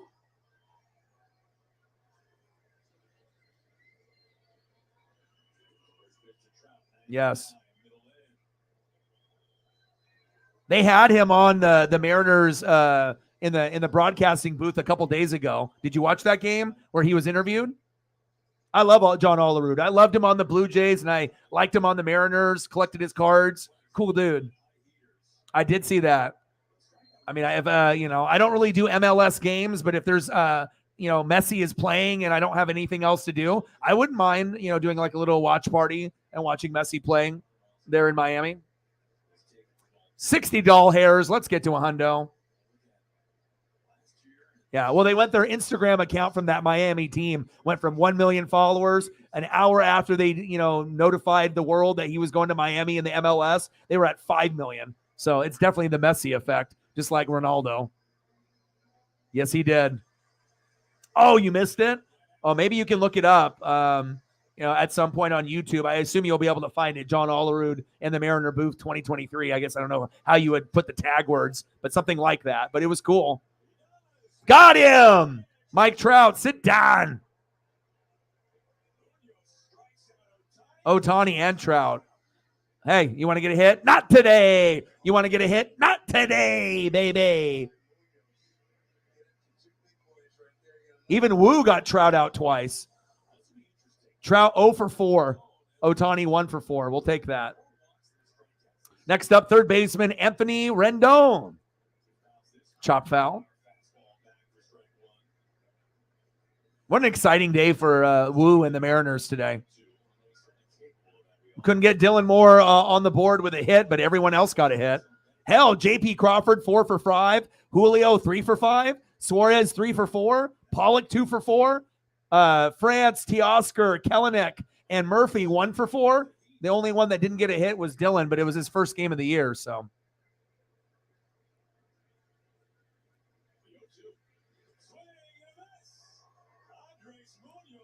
Munoz, see you later. Ohtani, sit down. Trout, sit down. Rendon, sit down. Woo! That's my guy. Munoz, baby. All right, let's go. Let's go. End of the 8th inning, 6-2, Mariners. You don't need the same Duracell batteries that have power Williams Racing. Until you do. Duracell is a proud partner of Williams Racing. All the gas. All the gas. And you can tell like the vibe is different when he's there. I'm not, it's not like Paul Sewald sucks, but you don't get the same kind of like, oh my God, like that energy, Well, maybe if Sewald was pitching 100 miles an hour and throwing that gas all the time, but I thought Sewald did a pretty good job for all things considered. You know what I mean? But it's not the same when you have just one. You got to have both of those guys there. And you definitely feel a different kind of swagger with this Mariner team with him in the lineup again. You know what I'm saying? Like, imagine, if we had him the whole year, you think we'd be 30-32? I guarantee we would have been able to, irk out a few, wins where we just needed someone to help us close out the game, but we didn't have that guy, and we could have maybe went to extras and won a few of them. It's definitely a few that we dropped the ball. So exactly. 100%. Yep. If just the top 6 guys, 7 guys, J.P. Crawford, right? Julio, France, Hernandez, Kelenic, Suarez, and Cal Raleigh, if we could have had 3 or 2 out of those 6 or 7 over 300, then that would have equated to probably another 4 or 5 extra wins, 100%. You're on it, man. But like I said, you're like me. You watch a lot of games. I'm not sure if you watch every game like me, but I mean, if you're not watching, you're probably keeping up with the stats and looking it up on your phone, or, trying to be able to watch as much. I mean, there's not a lot of people that are as crazy about baseball like me and my dad, but like my dad watches every fucking game for the Dodgers, which is incredible. So Northwest Sports Fanatics is just not me and you guys. It's a part of it is my dad as well, And then meeting Griffey and Koufax was 2 of the best days of my life. I mean, I've had a lot of good days with memorabilia, like last year getting the Julio ball and the Aaron Judge ball when I went to Seattle. But, meeting Griffey, I already knew that was going to be one of the best days of my life. And meeting Koufax, it was insane. Meeting, heroes at 7 and 10 years old and actually understanding the meaning of who Ken Griffey Jr. was, because I already knew about him a couple years before he got called up to the Mariners. And I already knew Koufax because of my dad and Don Drysdale and Duke Snyder and all the history as well, Johnny Padres. And so it was really incredible. If Don Drysdale didn't die, I definitely would have loved him, met him in like the 80s or 90s too. All right, we got Kelenic up in the top of the 9th. Come on, Jared. 1-2 count to Kelenic. Yeah. Koufax, I mean, like I said, for any baseball fan of any age, but to meet the best left-handed pitcher ever, better, than Steve Carlton on the Phillies, better than even my guy, Randy Johnson. Kelenic, he's out. 1 away. 2 away. Damn it. So it's like you got Steve Carlton on the Phillies, Randy Johnson, those are kind of the notable ones, from the Expos, Mariners, and all the teams that he played on with the Yankees and a few others. But Sandy was on a whole nother level, back in the 50s and 60s. And when he played from 55 to 66, it took him a couple years to kind of get going. First part of his career, he was really wild. But then from 60 to 66, there was nobody that was better as a pitcher. And he was striking out guys like Willie Mays, Mickey Mantle. I mean, that's huge, like it was just an honor to meet him. And we still have the photos with me and my dad, and we still have the autographed cards of not only the Griffey that I have, but the Sandy Koufax as well. So very nice guy. And my dad normally doesn't smile in pictures. I had a pretty rough childhood and whatnot. And obviously my mom and obviously would yell and yell and yell. And my dad never really smiled in photos. But in that one photo out of all the family photos, obviously my dad was smiling real big because that was his hero. And obviously my hero is my dad and Ken Griffey Jr. And I assume my dad's hero is Sandy Koufax. So, and he likes Clayton Kershaw quite a bit too. That was kind of like, the modern day Koufax. Not as good, but, 9.5 total runs. That's tough. Gino with a walk. Well, for it to even be 6-2, probably would have expected a little bit more out of the Angels today. And normally they would have gotten to, Mariners normally don't get to 6, and Angels typically don't have 2. So in most cases, this could have been a 10-run game or more, but our pitching was good today. Yeah. Well, and like I said, I really was a big NBA fan in the 80s and 90s. That was my number one. And now NBA is probably my last liked big sport. I got NFL, college football, AEW, WWE, wrestling, then baseball, NASCAR, hockey, and then I think basketball is like dead last. And then I do like March Madness, but I don't really like regular season NBA or regular season college hoops, honestly. And, it was good in the 80s and 90s, but not so much now. But if he didn't let me have that kind of connection, because baseball's always been his number one, but that's like something that we always have, as a kid. And then obviously now, as we're a little bit older, to be able to share that in common, is huge. Big swing and a miss. Got him.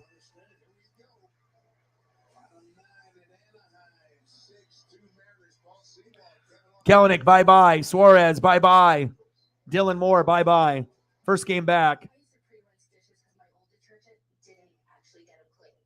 All right, let's go to the bottom of the 9th. Try to close this out, which I feel obviously we will. Even with 2 guys getting caught stealing, and we're still up, which is a good sign.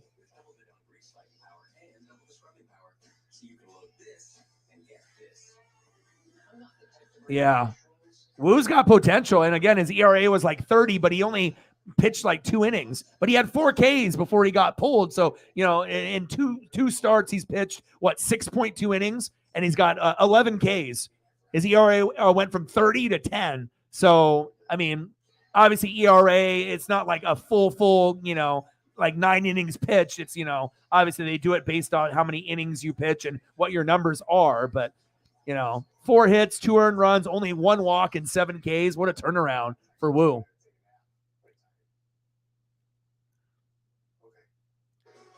Yeah, well, Bryce, started off really hot, and he was putting up numbers that like no one in, like Major League history has ever seen. But then he kind of flatlined out and got, kind of back to reality where you're going to get ripped up by a few teams, right? So we still think he's good, and it's better than Robbie Ray.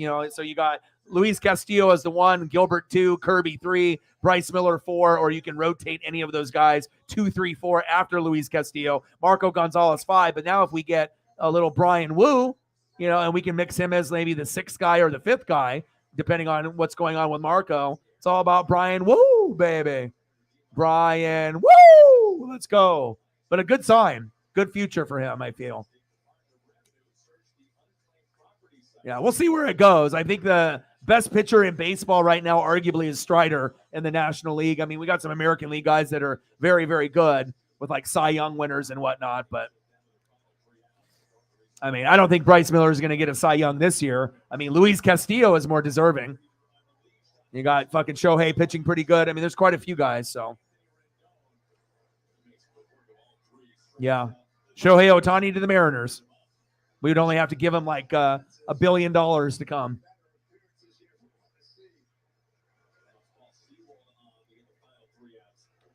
Yeah. But even though we fucked up with Robbie Ray, Colton Wong was the Wong decision, right? Teoscar I like. That was still good, right? But even though we had someone that, we overpaid and we fucked up, at least we got a phenom that got a chance, because if Ray didn't get hurt, we're not probably even seeing Bryce Miller at all this year or Woo. So I think it ended up being a blessing in disguise where we could end up having 2 guys that could be better than Robbie Ray. I really don't think Ray will ever be a Cy Young candidate ever again. So, if he ends up being that guy, that'll be awesome, but I highly doubt it. But hopefully he can be a guy that can at least be 3rd or 4th in the rotation, or at the very worst 5th, and he can battle with Marco for that like last spot, but I like obviously Castillo, Gilbert, Kirby, and Bryce more than Ray, and we're not going to see Ray this year, so. Yeah, first 3 starts, his ERA was like 0.60, and then he kind of got ripped up a little bit in the last couple, but still has a lot of potential. And it also depends on who you're playing. And it's like if you're fucking playing the A's or some like bottom feeders, of course your stats are going to be great. But if you play the Yankees or the Astros, you can get slapped in the mouth real quick and kind of lose a little bit of that juice and that confidence. So 1-2 count. Matt, see ya later. Highest strikes out. See ya. 1 away. Next up, second baseman Brandon Drury.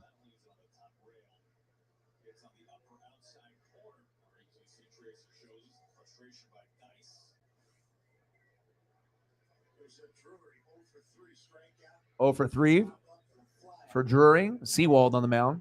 I got you, Paul. I ain't going to forget about you, Paul. I got you. Action shot. And then after we win the game, the interview. Yo, boy. Let's go, Seawald.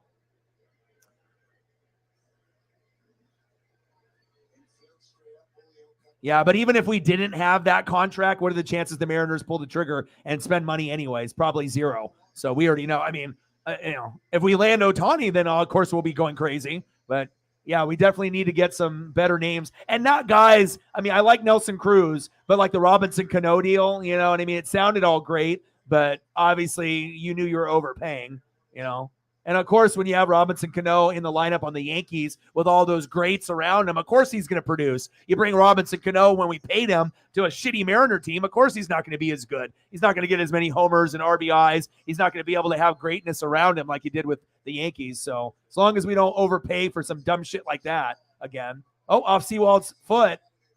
Motherfucker. Little bloop single there. Drury. He's like, I need to be on at least 1 for whatever I am. 1 for 4. Next up, right fielder Hunter Renfroe.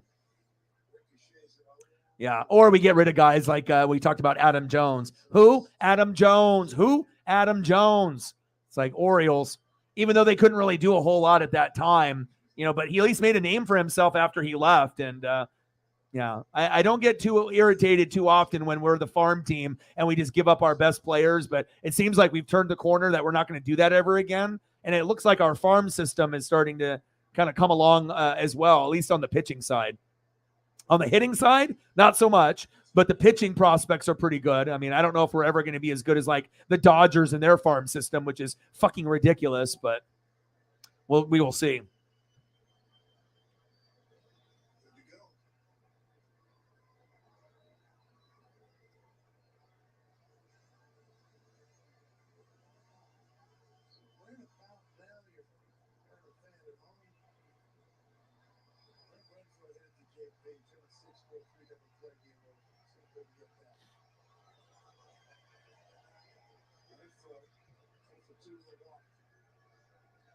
Damn, bottom 5.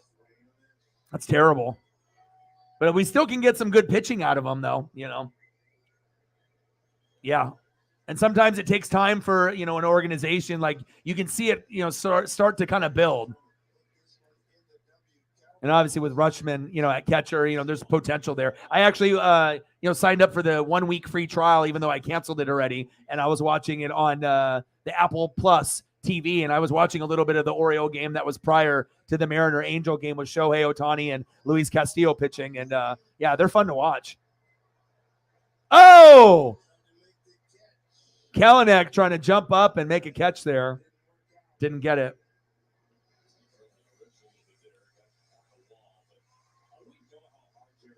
Kelenic is awesome, man. Oh.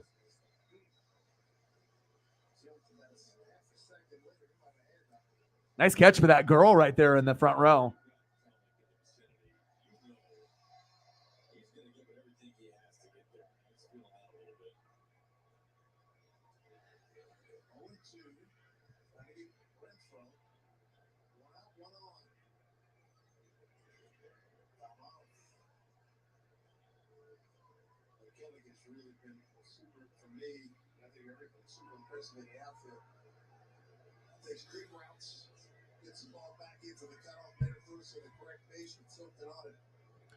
Bottom of the 9th, 6-2 Mariners. Pitches inside. 1 ball, 2 strikes to Hunter Renfroe.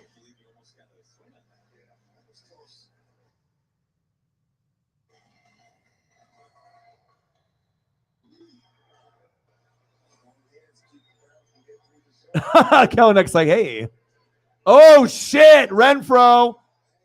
Get it. Oh. Oh. Did he catch that?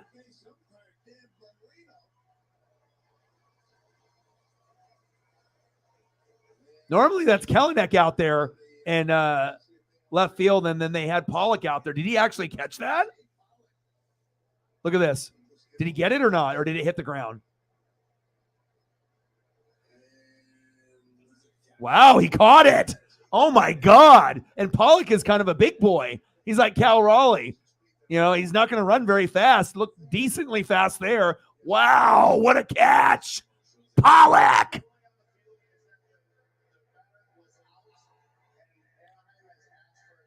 We got it. They already failed on the other challenge on Kelenic sliding in second and then getting back in time. That's going to be a catch as well. Woo, baby. Woo, woo, woo, woo, woo, woo. Let's go, baby. What a catch by Pollock. Woo! 2 away. That's something I would assume that Kelenic would do, or like Julio, not AJ Pollock. Fuck it, huh? It's just one of those days, I guess. After, nothing goes your way, and now everything is starting to go our way today. Yes.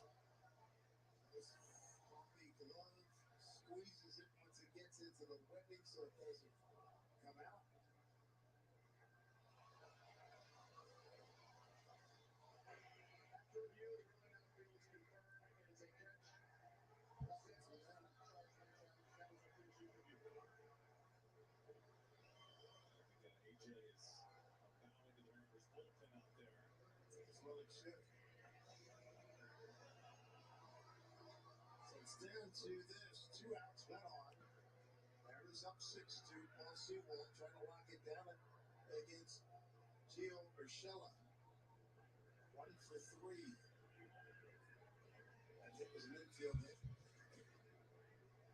Got Phil Cousins, strike 1.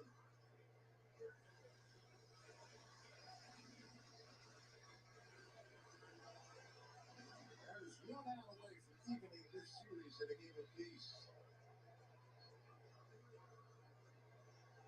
Here's your 1. Ball's ahead. No balls, 2 strikes.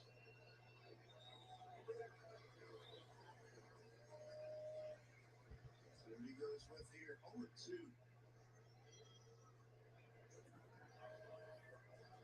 not getting the play. 2 strikes.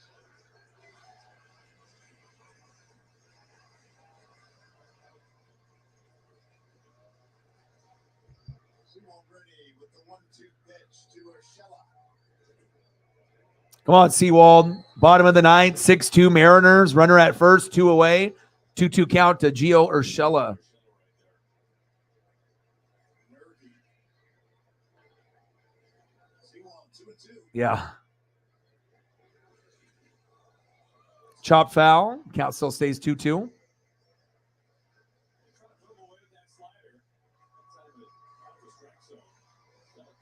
All right, get his ass. Let's go. Come on, Sewald.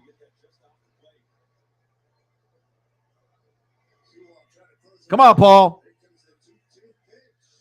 Pitches outside. 3 balls, 2 strikes. Zach Meadows on deck. So a lot of pitches. Don't want to get back the money after the time drop. I'll tell you that. Here comes the 3-2 pitch. Game on line pitch. Chop foul. I mean, that's where he was trying to get that previous fastball that he missed one outside with. Some of those sliders all the way trying to pin him off the end with a heater. See if pitch number 8 can be great for Sewald. And the Mariners 3-2 to Urshela. Runner first takes off the pitch. Chop foul. Come on, Paul. Bottom of the ninth, Mariners 6, Angels 2. Runner at first, 2 away. We got a full count, 1 for 3 on Gio Urshela. Sewald, give him the business. Let's go. Time to hit the interview.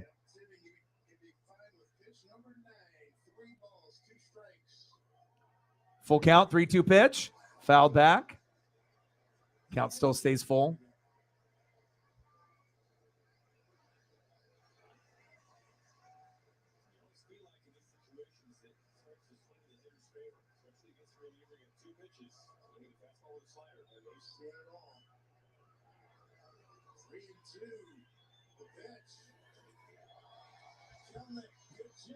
Oh, God, Kelenic is just fucking sacrificing his body on every fucking play. You know, like I said, if you can't appreciate that kind of effort from a player when a game is almost over like that, like who does that? When you see guys like sliding on the floor in the NBA, guys that are taking charges, guys in baseball that are going all out, diving into the crowd, diving on their chest, Supermaning, getting fucking rug burn, you know, look at this. Oh, he's getting that turf burn on his arms and his legs. Not a lot of players will Superman like that. And mad love and respect for fucking Kelenic, man. Popped foul. I mean, little things like that go a long, long ways.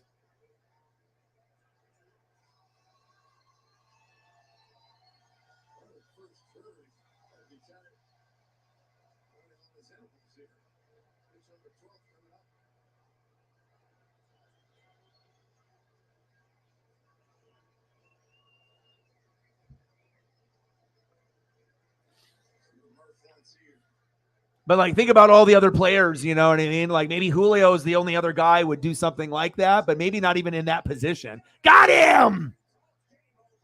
Yes, sir. Yes, sir. Yes, sir. There we go. Sewald with the win. Brian. Woo! Brian. Woo! Let's go. Mariners win 6-2, baby. Let's go. Hell yeah.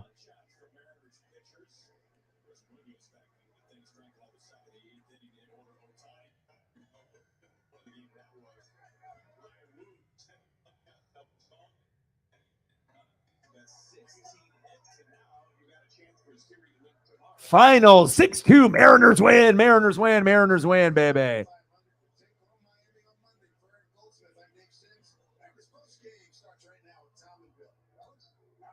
Thanks so much. Lots of good stuff to talk about out of the 6-2 victory for the Mariners, and they will go for that series win tomorrow. Earlier, Bill, Mariners pregame, you're talking about Eugenio Suarez. You know, he hit the ball hard last night, didn't have anything to show for it. You felt like he was on the cusp. Turns out he was. 3 for 4 tonight with an RBI and a walk. Yeah, fortunes are changing for Suarez. Too good a player, too good a hitter. So last night was frustrating, hitting 3 balls on the nose and getting no. Let's fucking go. Time to dance. Mariners win. Mariners win. Mariners win. JP Crawford 4 for 5. Julio 3 for 5. Ty France 1 for 4. Teoscar 1 for 5. Kelenic 1 for 5. Suarez 3 for 4. Dylan Moore in his first game of the season 0 for 5. Not surprised. Pollock 2 for 4. Murphy 1 for 4. What a great job. Everyone got a bag, at least got one, except for Dylan Moore. And obviously, when it's your first game, and we got Munoz back a few games ago, so it feels good. Let's go.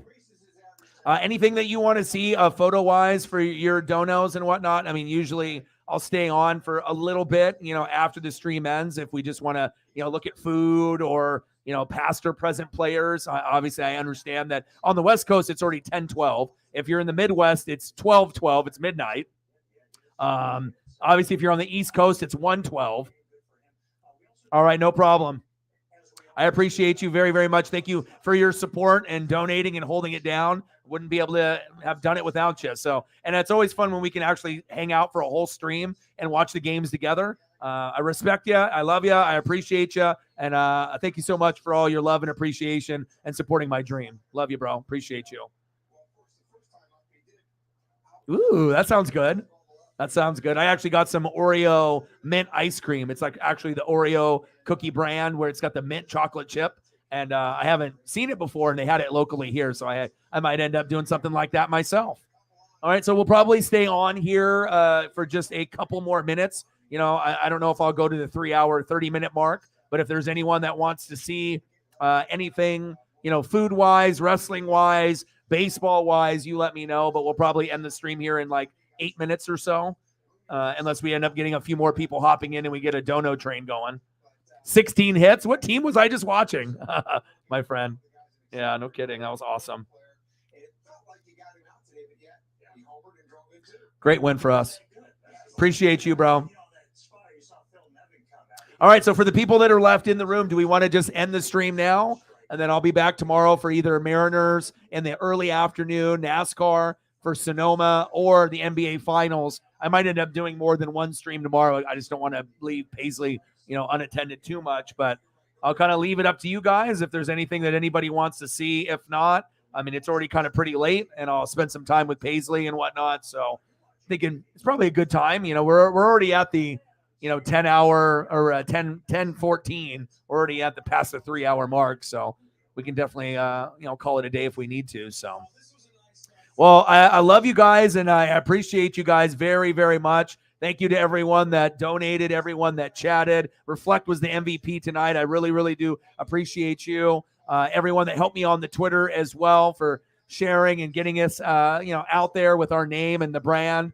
You guys are the best, and we finally got a dub. Final score, Mariners 6, Angels 2. The Angels dropped to 35-31. The Mariners improved to 31-32. We're only one game back below 500. You guys are the best. I love you and appreciate you. And again, we'll be back tomorrow for either Mariners Angels for game 3, Sonoma for NASCAR in the Cup Series, which is around 12:30, 1 o'clock as well, or the NBA Finals with the Nuggets winning the championship tomorrow with the Joker against Jimmy Butler and the Heat. So I'll let everyone know tomorrow in the community section and on Twitter and Instagram on what I decide to do. Have a great rest of your night, and I got one question for you. Who talks sports like us? Your boy Orion, Northwest Sports Fanatics, and I'm out. Gang.